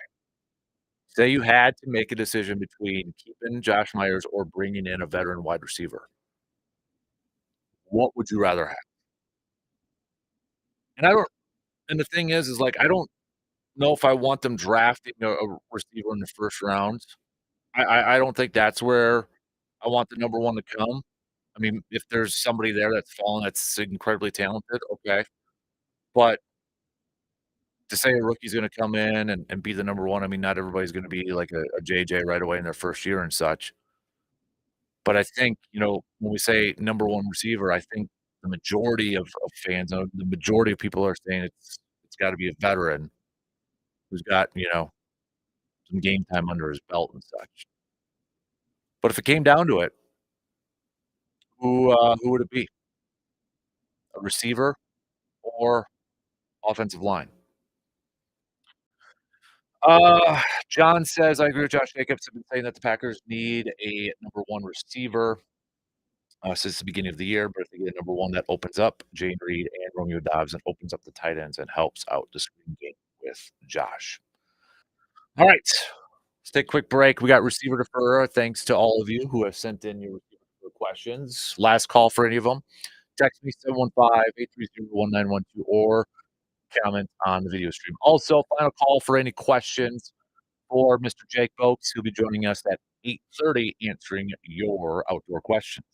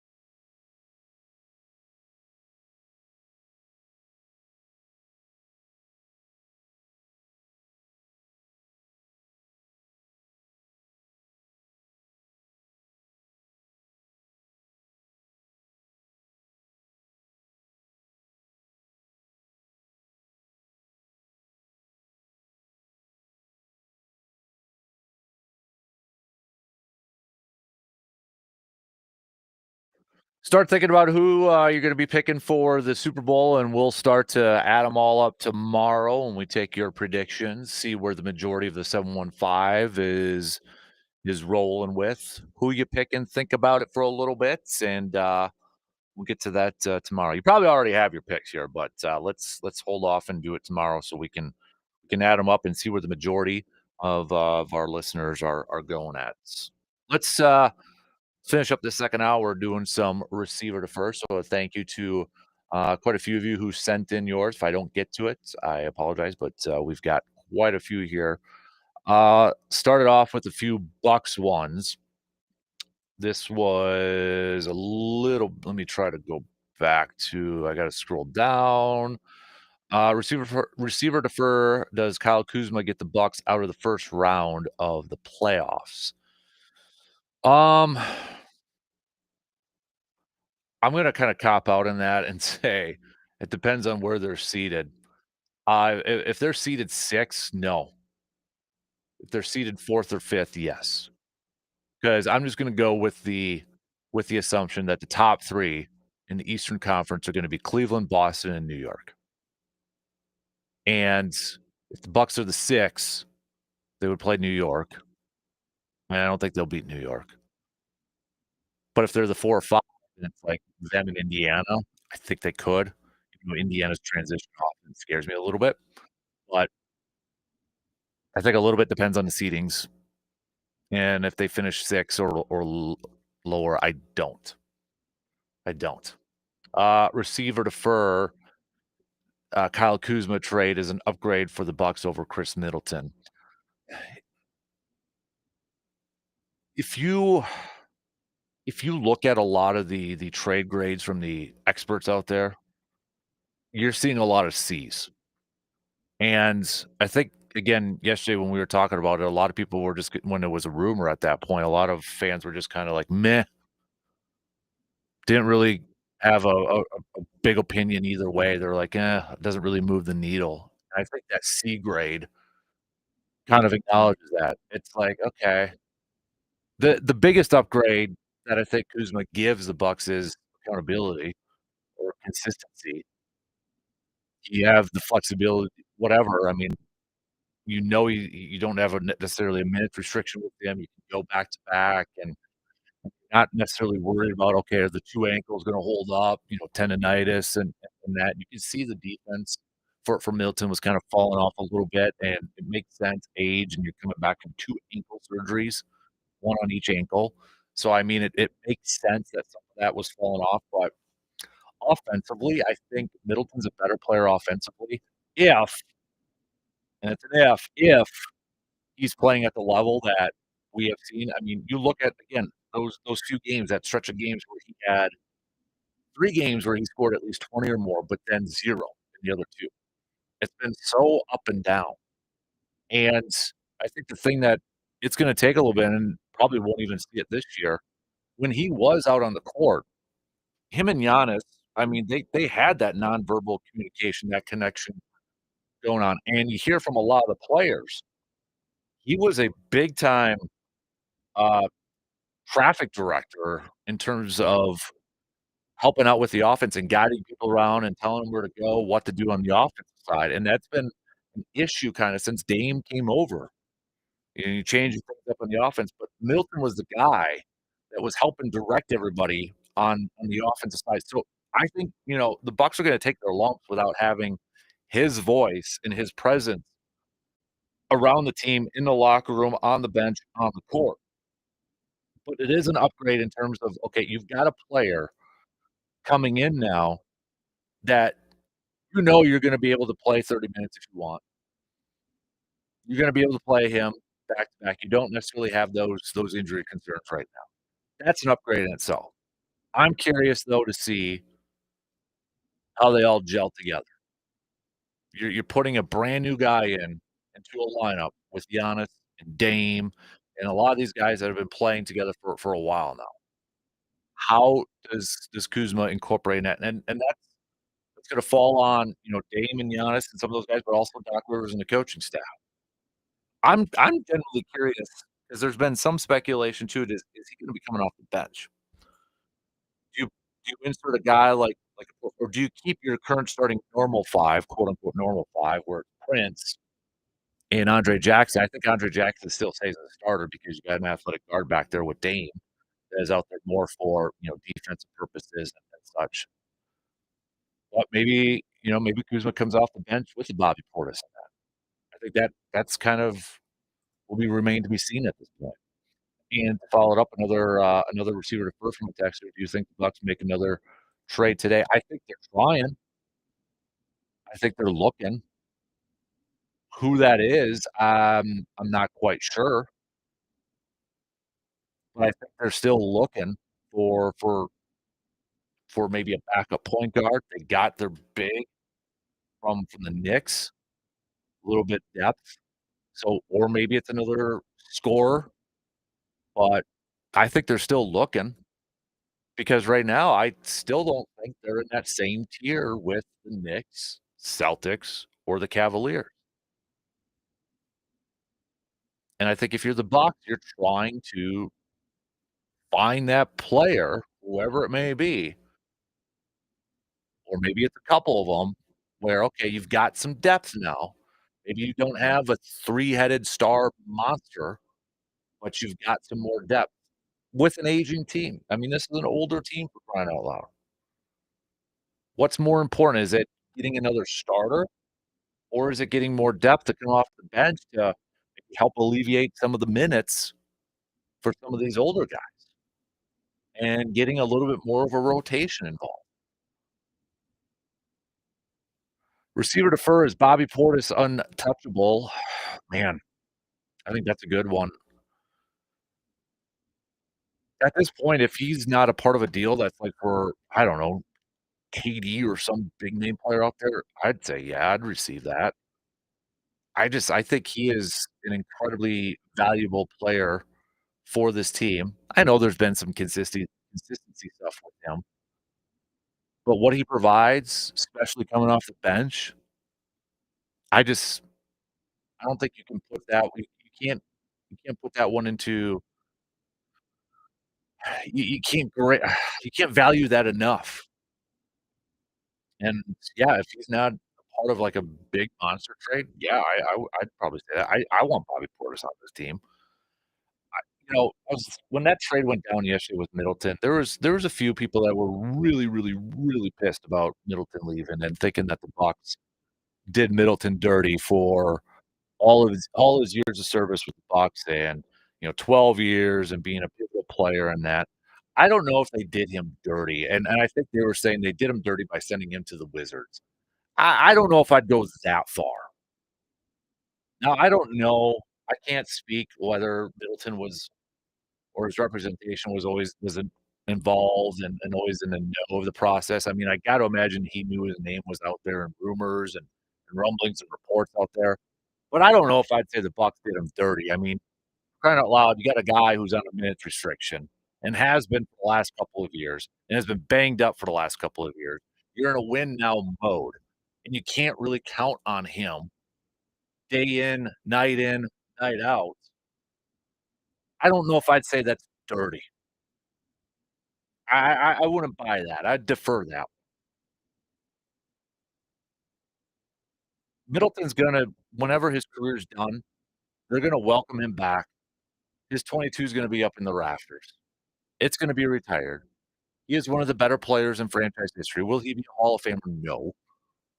I don't think Chris Middleton will be an NBA Hall of Famer or basketball Hall of Famer.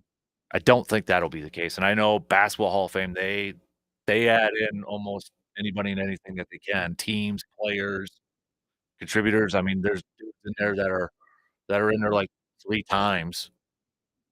But I don't he won't be in there, but he will have the 22 up there, and he will be remembered as part of the franchise that brought back a championship in 2021. He was a valuable, valuable, valuable player in that.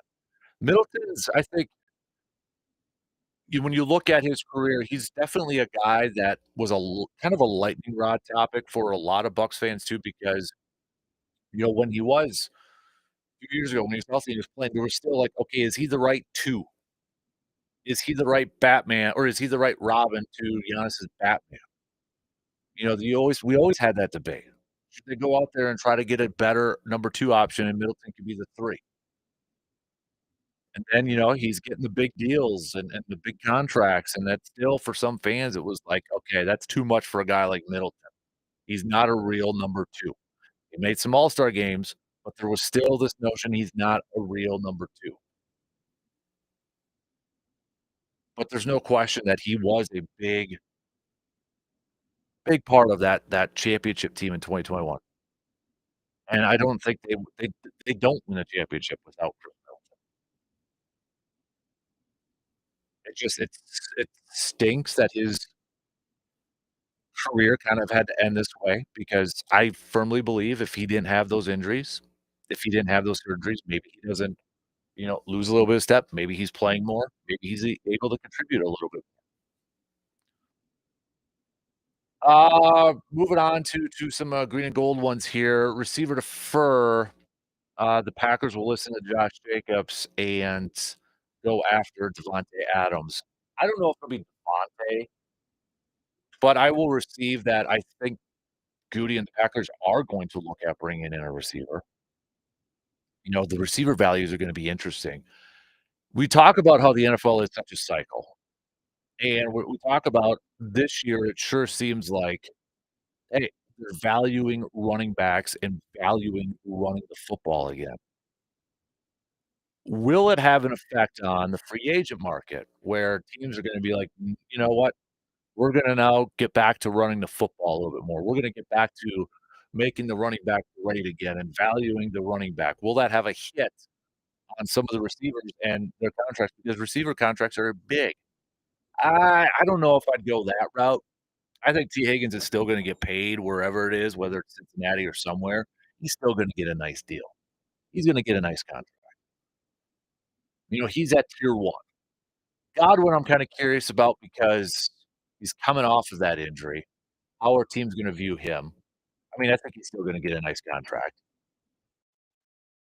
Maybe Green Bay looks at a potential trade for somebody. I know one that has been out there on the socials a lot has been, could DK Metcalf be a possibility out there? I think it was, from, Ben Solik from ESPN said, quote, "Expect them to be" this is the Packers, "expect them to be in the T. Higgins hunt, but if getting him gets too expensive for them, they could package someone like Romeo Dobbs, to grab, uh, Garrett Wilson or DK Metcalf."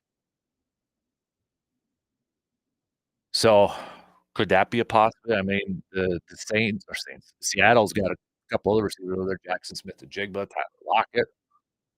I mean, DK would be pretty cool in Green Bay. But DK is entering his final season under a contract too. So, a Seattle team that's got some cap issues, maybe looking to shed a little bit. I would imagine that, if you if the Packers go and make a trade for, let's say, DK Metcalf for argument's sake, I would imagine that's gonna come with an extension, and it's probably gonna be an expensive extension. So, but yeah, I wouldn't mind DK Metcalf. DK Metcalf or T. Higgins.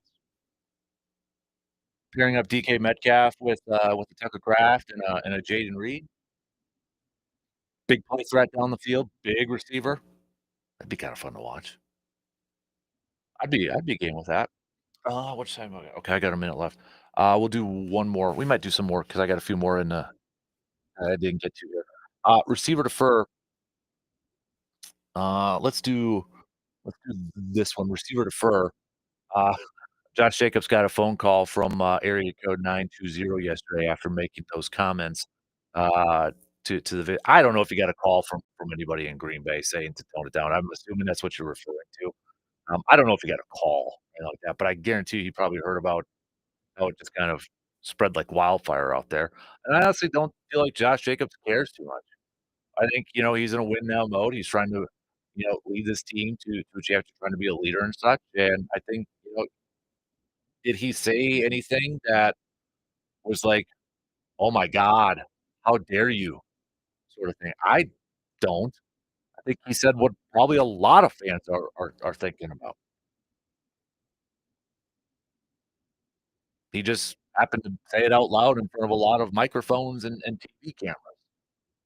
So I don't think he got a call or anything like that. I will be curious if his teammates, the younger receivers like Dontavian Wick, who retweeted it with a thumbs down and laughing emojis, I'd be curious if they're a little annoyed or upset, but, I'm sure Jacob if there was one thing, I wouldn't be surprised if, like, Jacob sent a text to those guys or something like that, but alright, 2 hours in, we got 1 more to go, we'll be back after these news updates.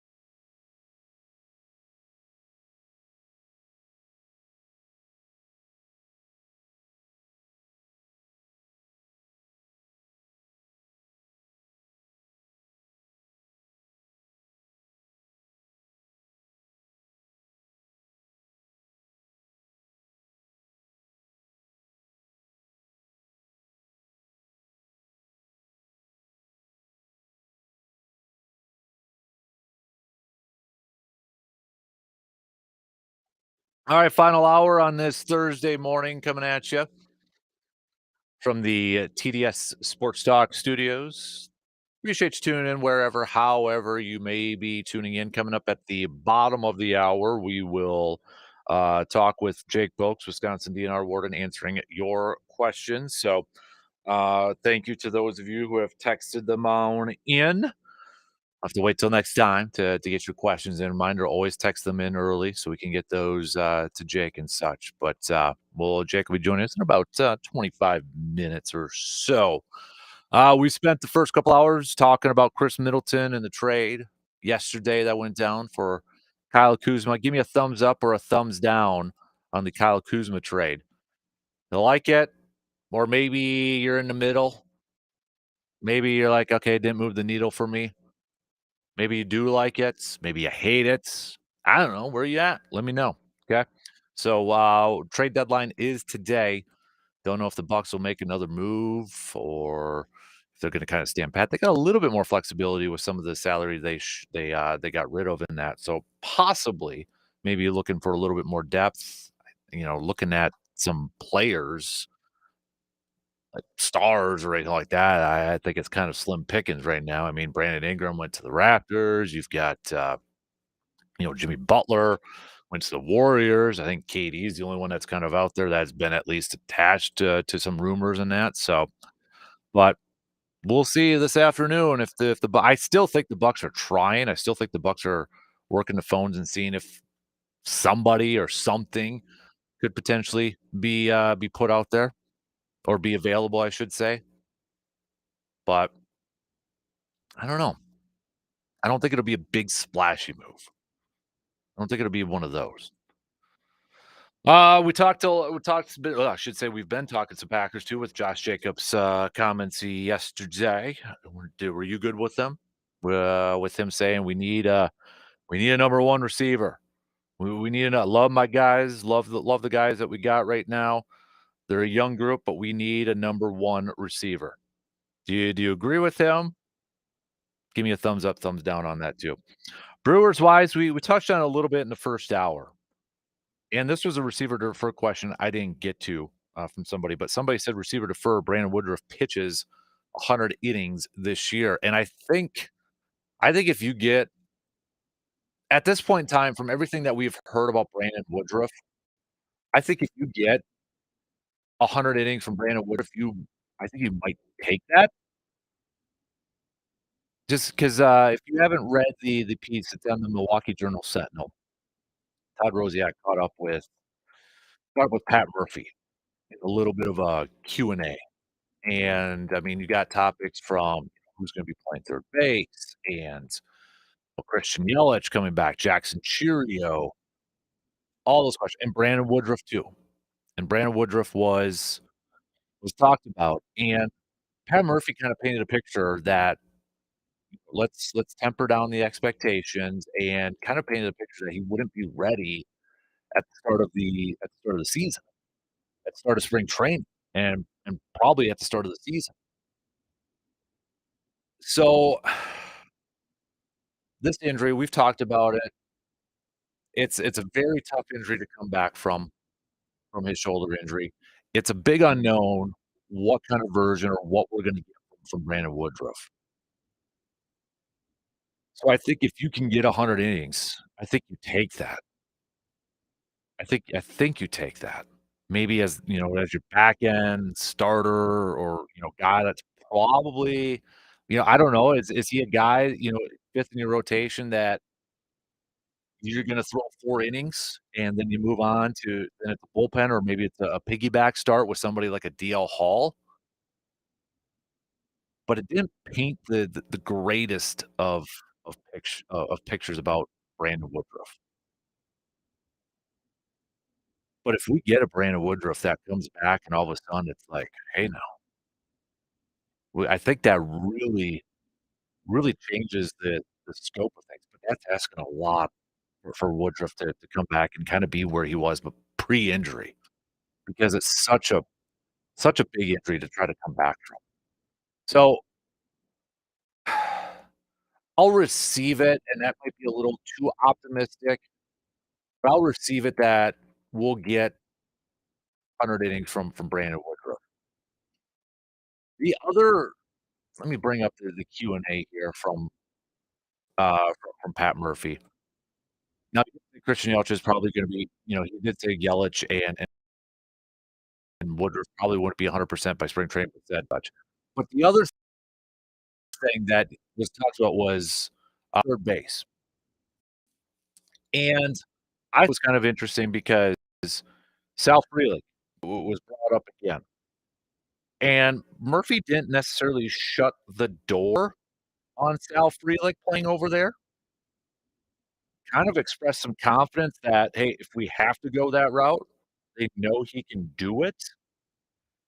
I don't know if that means he would be in contention for an everyday position over there. I mean, this is a guy who just won, the Gold Glove at right field. So, here was the question. It was a back and forth. Any plans to surprise everyone by trying Sal Frelick at third? Murphy said, "No, there won't be any plans for that, but you probably could do it if you really wanted to know the truth." So the follow-up was, "Will you give Frelick more opportunities at third again this spring, or do you feel he's fully established himself now as a Gold Glove caliber right fielder?" Pat Murphy said, "It's in the realm of possibility for sure. I mean, we know he can do it. He proved it in spring training, and he would have played there a lot more had it not been for injuries of a few guys. He might have played there quite a bit, actually, but Joey Ortiz coming on the way he did changed the way we thought of things, and obviously with Garrett Mitchell being hurt and Yelly going down, all that contributed to Sal being pushed to the outfield full time.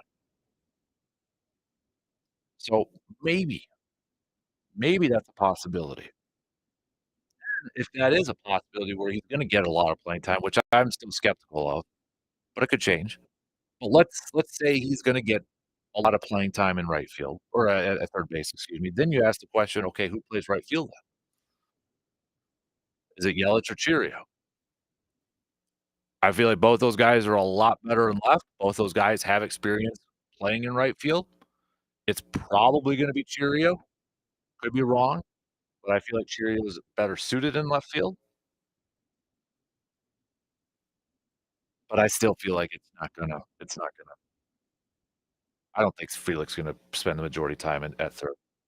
I think at this point, with taking away injuries, I think we might see him over there a little bit just to get, certain lineups in. If you want Yelich and Cheerio in the lineup, but not at DH, then but you wanna keep Frelick in there too, then yeah, you're gonna see that possibility. Going back to Woodruff here for a second, the question that Murphy was asked, heading into camp, is it fair to pencil Freddie Peralta, Nestor Cortez, Aaron Civale, and Tobias Myers in as 4 of your top 5 starters? Murphy said, "Yeah, I would think so. I would think those 4 guys are, and you could put Woody in there too, but you can't have him ready to start the season. He probably won't be, but I think it's pretty safe to say that those 5 guys are the starters when healthy are going to get the opportunities." What else did Oh, he was asked about Garrett Mitchell too. Um, Health is always a wild card for any player. How important is it going to be for Garrett Mitchell to stay on the field this year? And Pat Murphy said, "If they want to be full-time big leaguers, that's the requirement. You've got to continue to grow. You've got to understand yourself and have the awareness of what it takes for you to be good. That's a requirement. And so I'm going to expect it." I love that answer. I love that answer. He's asked a question about Garrett Mitchell staying on the field, staying healthy. And that's the thing with Garrett Mitchell these last couple of years has been his health, injuries, kind of fluke injuries here and there. But Pat Murphy not coming up with any of those excuses really, not saying like, just some bad luck with injuries and, hopefully he can stay healthy this year and, just kind of the typical type of answer. No, that's a requirement, and so I'm going to expect it. I freaking love that answer. I know injuries sometimes you can't always, avoid them. They're probably gonna happen at times, but I love how he answered that. If you wanna be a full-time big leaguer, that's a requirement. Availability, accountability.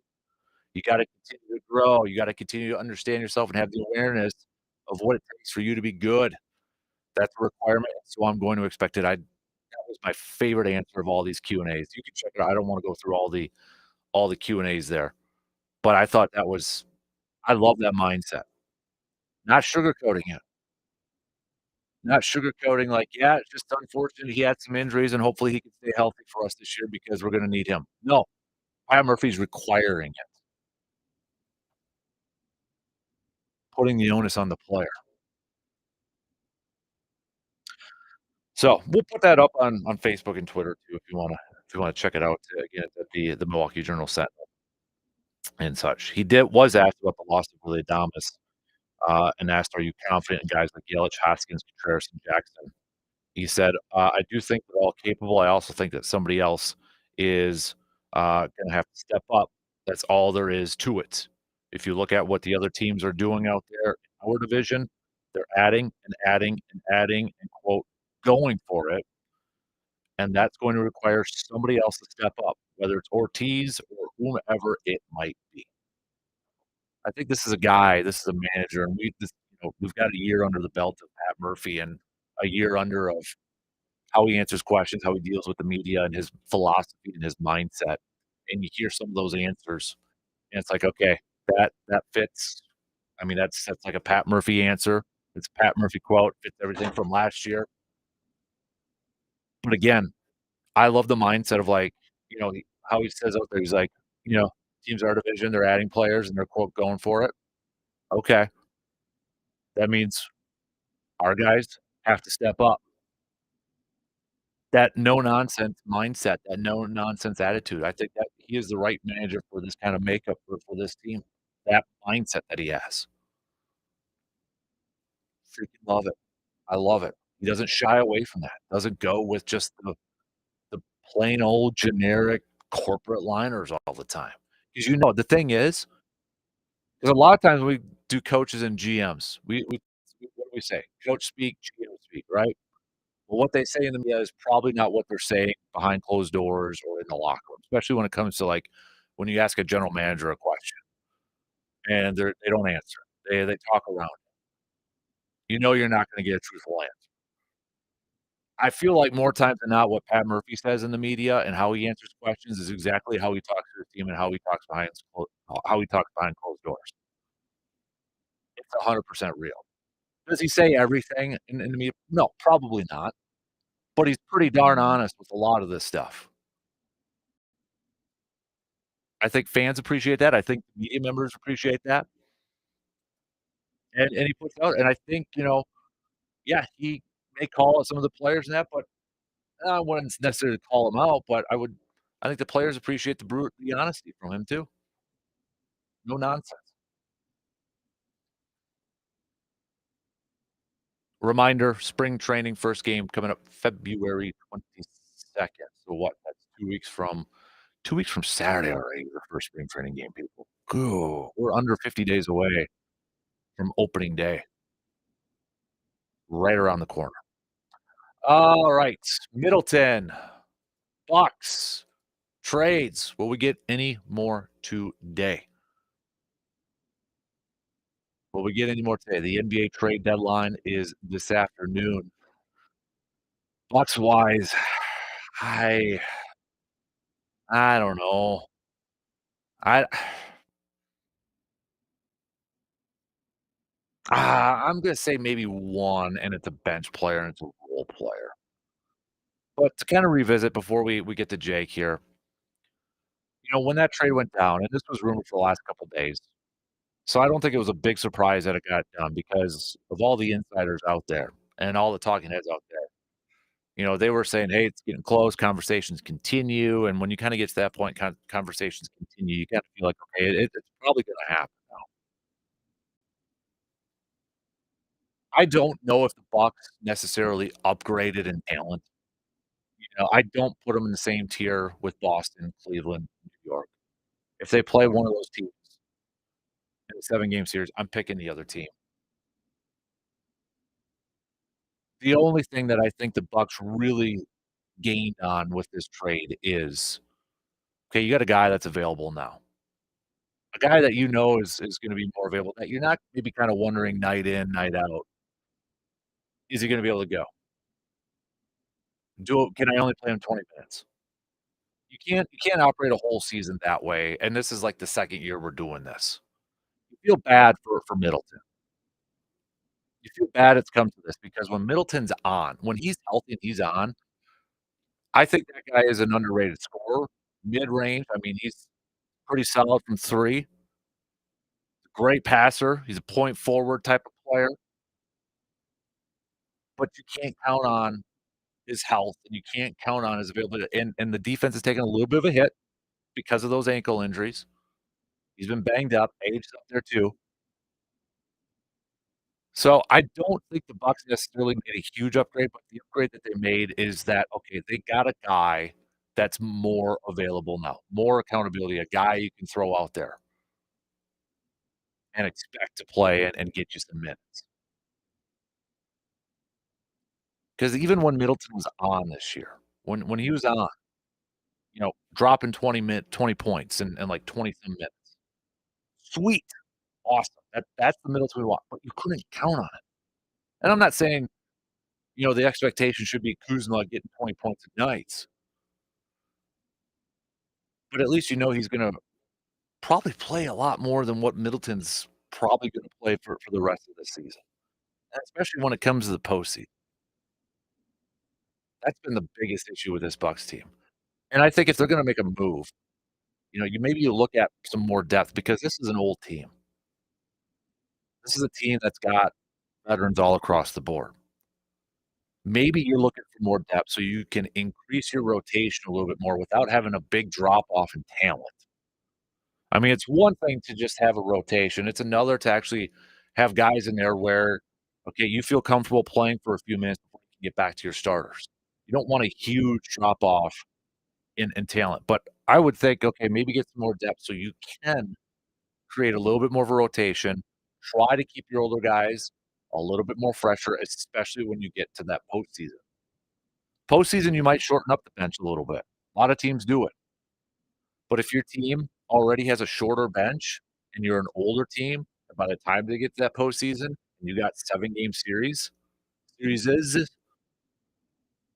guys are gonna be tired, they're gonna be worn out. So I guess if there was something that I would like to see the Bucks still do today is maybe build a little bit of a deeper bench, backup guard, more shooters, a 3 and D. Maybe there's somebody else out on the buyout market,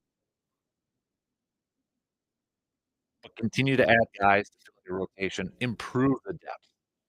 So it's not such a huge drop off in talent where you're like, "Oh boy, this is gonna be a rough couple minutes. We gotta get Dame, we gotta get Giannis some rest here, but brace yourselves. This might be a little bit of a drought coming up here." All right, we gotta take a quick break. Then we're gonna get to our outdoor tidbits with Jake Boat, conservation warden for the state of Wisconsin. Then we'll get to some picks to wrap up this program, picks and predicts. I'll throw one back to you guys. Do you think tonight we'll finally get Sharp and Holmgren Hall of Fame? And do you think Eli gets in the Hall of Fame? Do you think Eli will get named to the Pro Football Hall of Fame tonight? Give me your predictions for that. Yes or no? Yes or no? Okay. All right, quick break, and we'll do our outdoor chats with Mr. Jake Boakes coming up after these quick words.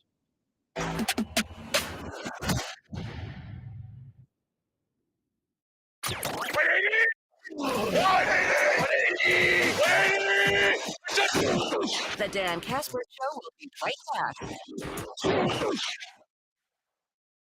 Service Master of Chippewa Valley is your local expert when it comes to fire and water damage, carpet and air duct cleaning, mold remediation, and trauma. They're when you need them, 24 hours a day, 365 days a year. Trust comes in the yellow truck. Learn more at ServiceMasterChippewaValley.com. At Hy-Vee, they're more than just a grocery store. They are your one-stop shop for everything you need, all in one place. From fresh produce and top-quality meats to your favorite snacks and household essentials, they have got you covered. Need a quick dinner solution? Check out their delicious ready-to-eat meals or swing by their in-store bakery and deli for made-fresh daily options. And don't forget to fill up at the pump and take advantage of Hy-Vee's fuel savers. With friendly service, great prices, and convenience you can count on, Hy-Vee in Eau Claire is here to make your day easier. Selecting the right multi-peril crop insurance policy and hail coverage are big decisions. Thankfully, the team at Ag Country Farm Credit Services can help you find the right fit for your farming needs. The specialists at Ag Country know agriculture and will utilize their exclusive Optimum tool to save you time and protect your bottom line. Contact your local Ag Country office today to get started. Ag Country, focused on ag, focused on you. Ag Country is an equal opportunity lender and provider. That time of the year, football really starts to heat up. Stay connected during the big games this season with family and friends with Rapid Radio's walkie-talkies. Push of a button, you connect with your friends, kids, neighbors, even an aging parent. One-touch communication. The big game coming up, you can communicate with everybody. You can talk trash to everybody if you want to. They are the official walkie-talkies of the Dan Patrick Show, not your average walkie-talkies. Rapid Radios, they work on a nationwide LTE network. You never have to have a subscription. The walkie-talkies, the ease of today's technology, they sound great. Great communication device for everybody, 100% private, ready to go out of the box. They will hold a charge up to 5 days. Just visit rapidradios.com. For a limited time, go to rapidradios.com, get up to 60% off. Free UPS shipping, and a free protection bag. Also, if you add the code radio, an extra 5% off. Take advantage of this. RapidRadios.com. My part-time service in the Army National Guard makes it possible for me to be more for the community I call home. My training helps me at work when I lead by example. My service in the Army National Guard allows me to keep my community and those I care about safe from threats. Learn more about how you too can live and serve part-time close to home by visiting nationalguard.com. Sponsored by the Wisconsin Army National Guard, aired by the Wisconsin Broadcasters Association and this station. Could there be a better name?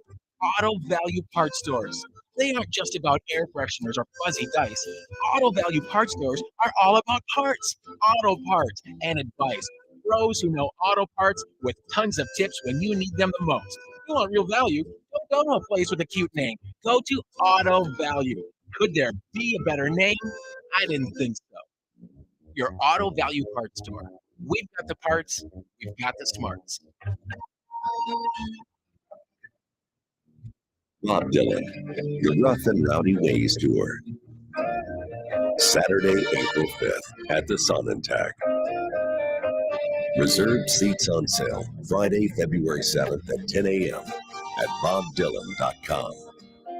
Bob Dylan, live on stage. Show will start promptly at 8 p.m.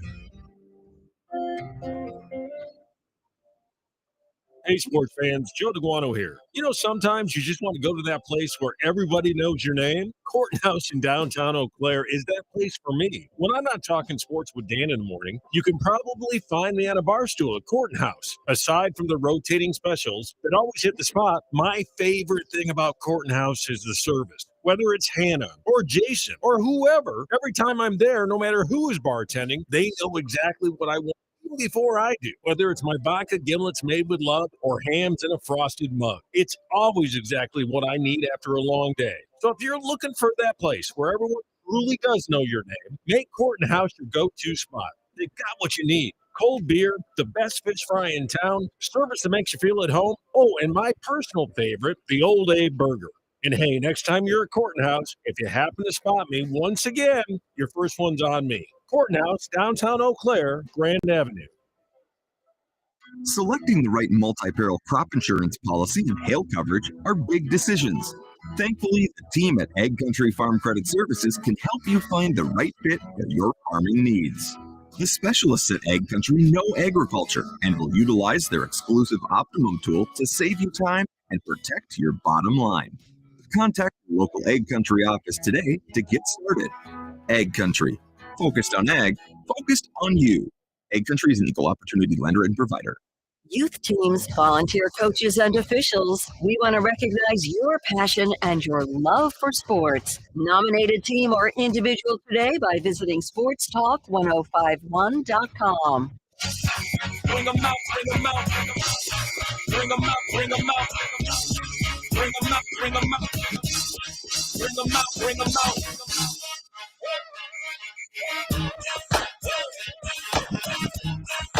Picks and predicts coming up in about 15 minutes or so. So get yours on in. Hit us up with those texts or comment on the video stream. Before we get to that, though, it's time for some outdoor chat with our guy, Mr. Jake Oakes, Conservation Warden for the state of Wisconsin. Good morning, Jake. How are you doing, bud? I am doing pretty good. How about yourself? Not bad, man. Hey, at the end here, too, I'm going to ask you for your Super Bowl pick, too. So we got to put you up on the board. So just a heads All right, let's see what we got. Before we get to that, though, let's we got some questions coming in here, but something I want to bring up here, too, because it is actually starting up in a couple days. Sturgeon spearing, right? That February 8th. Yep, this weekend. So can you give us kind of maybe just a refresher on everything, and if anybody's maybe going out there and such, maybe some of the rules in that? Yeah, no, that's a great thing to bring up. It's obviously a pretty popular thing and pretty unique activity and sport we get to do in Wisconsin. So like most weeks, I'll start it off by saying that if you're going over there, I would highly encourage you to rip out the regulations and take a peek. I was just looking at our DNR website yesterday on it, actually, and our website has tons of information on sturgeon spearing. Not only the regulations, but plenty of frequently asked questions. Can a friend sit with me if he doesn't have a license, or she? Can I do this? Can I do that? Where do I register my fish? And all that kind of stuff. So if you're going out there and if you're planning on trying to be successful and then successfully getting one, make sure to read through that. And if you're curious, it also has all the previous seasons, a summary and registration information, so you can see what the biggest sturgeon were, where most of the sturgeon were speared, what landing, and different stuff like that. So the main thing when you go out to do sturgeon spearing is that you have the actual sturgeon spearing carcass tag, hard copy printed on. So it's still kind of like the old school deer, not the green tag, but they make you print off your hard copy tag, and you have to validate that tag immediately upon harvesting a sturgeon. And if you harvest one, you got to keep that tag with it. You got to get it registered by 2 p.m. that day. It's a pretty regulated activity because it's a pretty special species. So you really want to make sure you're on the up and up before you get out there and know what you're doing. Is there any this might be a dumb question, but is there any areas, like bodies of water, that you're not able to go to or off limits or anything? Out there. So your tag will explain where you're supposed to go. Okay. Long story short, there's the upriver feeding system and there's the Winnebago. So there is, it's a good question, is that if you have a Lake Winnebago tag, you have to be on Lake Winnebago. And if you have an upriver tag, which is what most people want, because people seem to be more successful when you get on Huygen in different areas. I don't know water quality. It's been 9 years since I worked out there, so I can't remember exactly. But I think when you go upriver, the fish are more condensed, the clarity is a little bit better, stuff like that. So people seem to want to get that upriver tag. So if you have one up there, use it up there. You can't use that on the Winnebago chain, on the Winnebago Lake, and vice versa. And obviously, I think it goes without saying, but if you have those tags, you can only spear sturgeon over there. You can't go on the Chippewa River or below one of our dams and start throwing spears around. Okay, that's what I was kind of wondering, if it's open water or something like that. Can you chuck the spear? Like Jared Allen elk hunting a while ago. That video out there. I remember that video. Still got his jersey. So no, there is some rules on that. You know, you have to do it through a hole in ice. You got to do it through the ice through a hole that's a certain size on the waters that are dedicated on that tag. So yeah, you do have to follow those specific rules. Hey, speaking of, And then go ahead, there's sir. other like little interesting things too when you're out there. Like you can't have a spear in the shack, you know, before or after spearing hours. You can't have any fishing gear or tackle at all in the shack, and a lot of different little things like that. So again, it gets annoying, but it seems to be the root of most people's, you know, intentional or accidental violations is that reading the regulations. So go take a peek through that Friday night if you head out there. Speaking of the Jared Allen spearing thing, so again, this might be a dumb question. Can anybody okay, deer hunting in Wisconsin, can you use a spear to go do that if you wanted to? No, you can't. Okay. So in the state laws, it's very black and white explains how you can harvest deer. In most games, in most fishing game, it explains how you can do it. Sometimes it expressly states like you cannot shoot a fish with a firearm, but sometimes it doesn't say, you know, so they can't say all the things you can't do because there's, you know, new tools every year that you can harvest something with. It seems like most of the time the law states just what you can utilize, like whether it's a hook and line, whether it's a dip net, whether it's a rifle or a crossbow or whatnot. It's usually it identifies what you can do, and if it's not identified that you can, then it just means you can. Gotcha. All right. So we got another question. This one came in a little bit earlier this morning.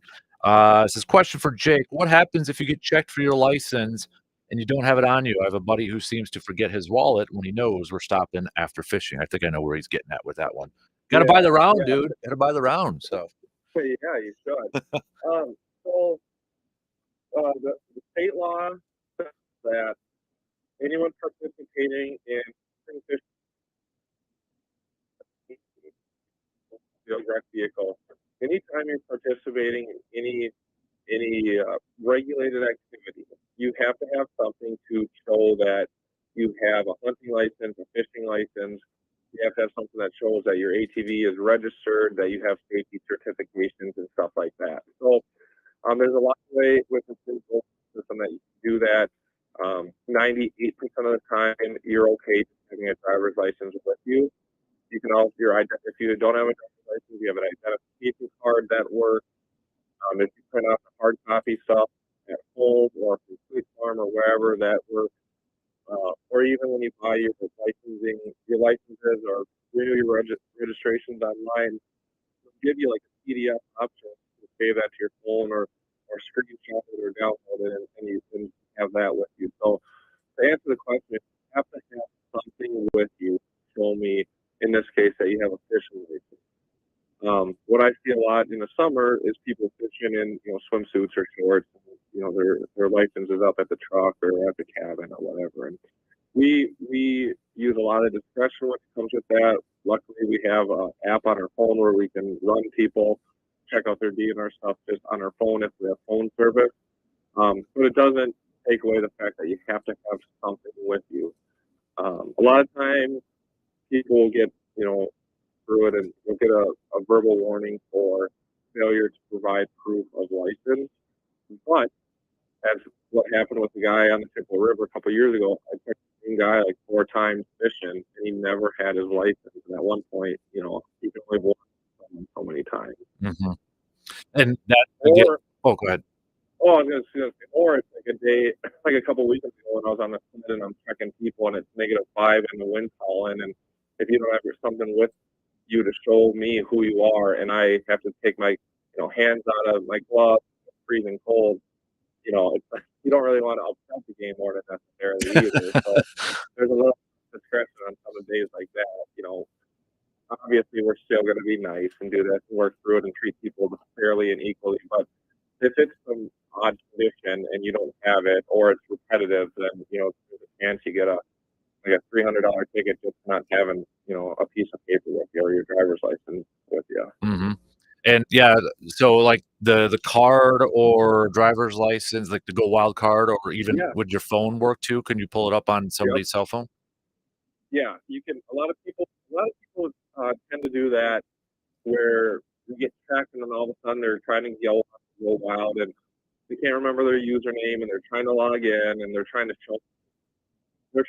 basically log into a website to find if they have their license or not. And that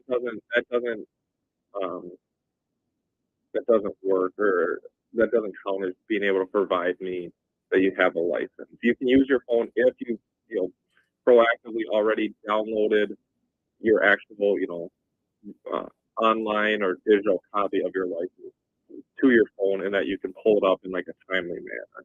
Gotcha. That's because sometimes out in the woods and that your reception might be poo-poo depending on. And same with us.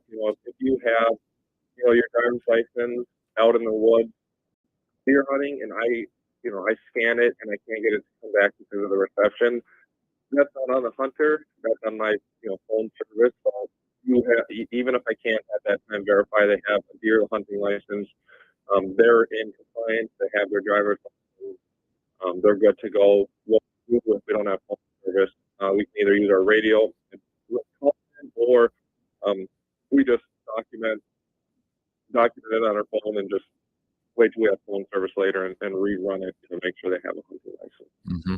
Hey, Jake, before I let you go, I know you're not a weatherman or anything, but if we do get this snowstorm this weekend, it'd be a good idea for people to start paying attention if they're snowmobilers and maybe want to start to hit the trails. Maybe, just maybe, we might get something.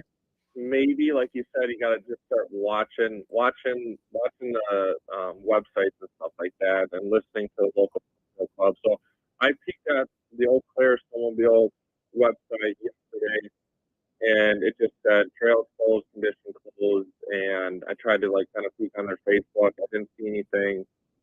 I didn't see any hey, if we get so many into the snow, the groomer will be able to do this, and potentially we could open. I didn't see anything like that. Maybe they've updated it.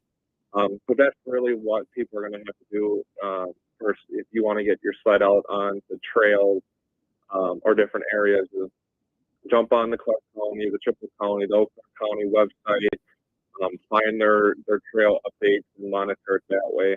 The problem is we're getting snow. Obviously, it's white again, and we could get 3, 5, 8 inches. Who knows? But I know the groomer's been out in different areas. Don't get me wrong. I know there's areas of the state that have open trails, but I haven't seen any groomers around the Eau Claire, Oak Mound area, or just in my patrols. And I know we have a little bit of a base, but it's still just some of this light, fluffy snow that once you step on it or push it down, it just seems to disintegrate. Mm-hmm. So we still need a good amount of snow. And even if we open it up, it's going to be maybe some rough riding, which I know I'm going to be out on it, but it would be nice if Mother Nature just dumped a lot of snow this weekend. Yeah, I think a lot of snowmobilers would agree with you too. So. I think a lot of snowmobilers. I think a lot of businesses. I think a lot of this state just needs a big, fat, white sheet of snow. So. Yep, I agree. On that note, if you got one more minute, yep. I was asked to talk about real quickly. It's just that with the snow, but more importantly, with all the cold weather, there are a lot of people out on the waters, out on the lake, and we're starting to run into a lot of fatalities when it comes to UTVs on the ice, snowmobiles on the ice, and breaking through or crashing. We have a public information officer out of Madison, and she kind of watches the trends, and she sent out an email to me last night saying that, or out to the warden, saying that we have a lot of people are trying to get out on this, but a lot of people are falling through the ice, and we're ending up doing body recoveries and losing machines and losing people, and that's obviously what we don't want in the state of Wisconsin.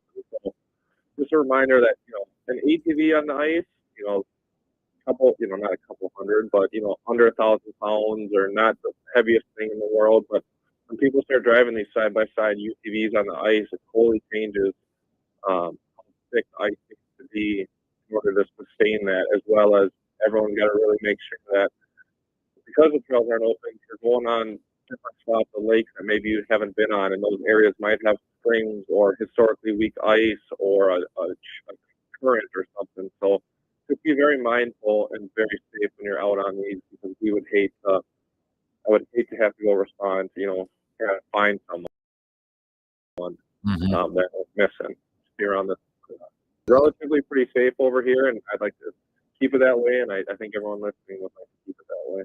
I agree with you, man. I think everybody does. Well, hey, you be safe out there, buddy. We appreciate the time as always, and well, we'll talk to you again soon. Okay. You want my Super Bowl? Oh pick? yeah. Thank you. Forgot. Yeah. Well, who you Yeah. got? Are we picking with our hearts or are we picking with our brains here? I'll allow both for this one because I'm kind of in the same boat here. So I'm going to pick. If I had to put a bet down, I would pick the Chiefs. I don't want the Chiefs to win. I really wanted. I think I really wanted a Bills Commanders Super Bowl. Yep. I think I found my silver lining is kind of the Barkley story and him transferring over there, signing with the Eagles, and he seems like a pretty down to earth dude. So I'm not a big fan of Eagles fans.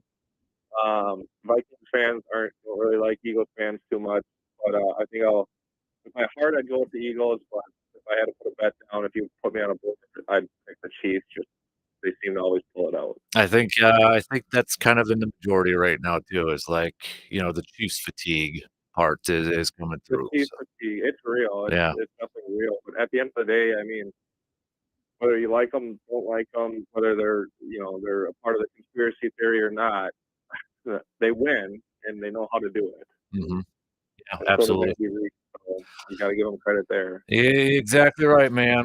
All right. Well, hey, you have a good rest of your week, buddy, and we'll catch up have again fun soon. this weekend. You bet. Yeah, talk to you guys next week. You got it. There you go. Jake Boakes, DNR warden for the state of Wisconsin. We're going to take our break, pick some predicts coming up after these quick words.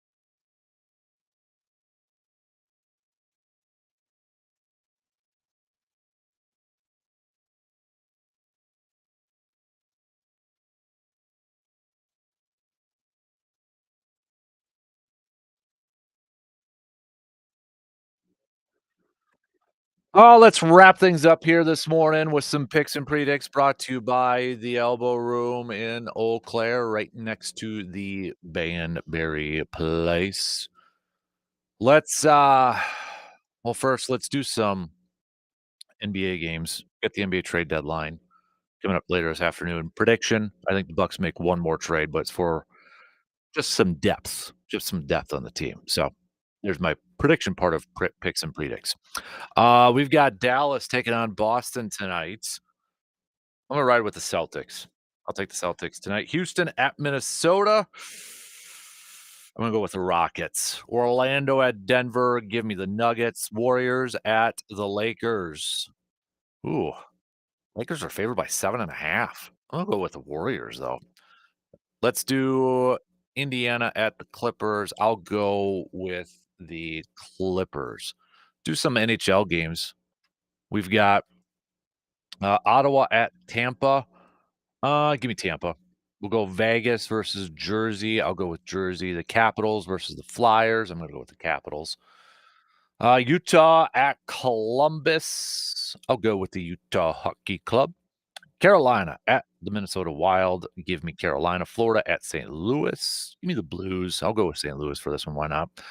Colorado at Calgary. Give me Colorado. Toronto taking on my Kraken. Of course, I got to go with the Kraken. Doesn't matter.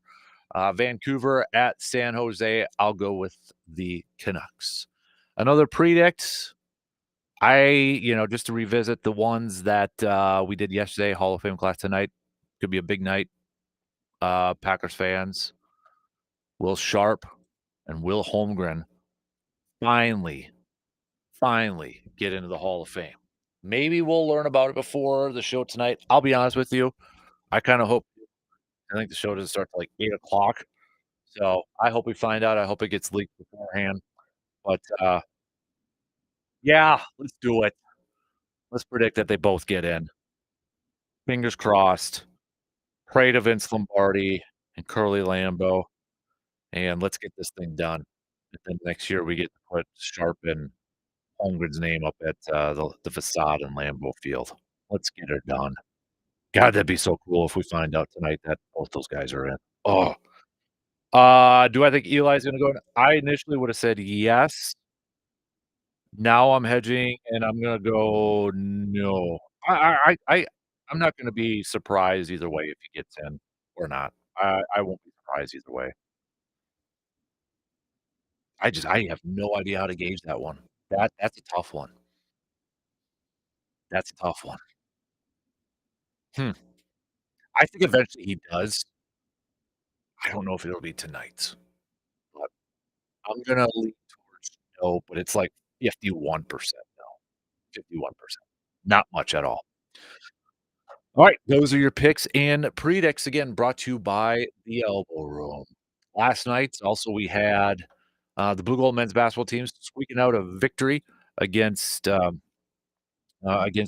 stout Blue Devils, 80-79 in stout.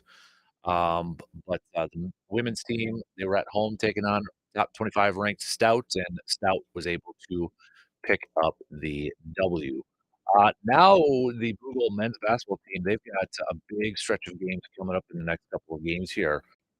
They're taking on ranked lacrosse this weekend. They're both at the Sonnentag. So if you're looking for a game to catch out, and if you haven't been to Sonnentag or checked out a basketball game over there, perfect weekend to do so.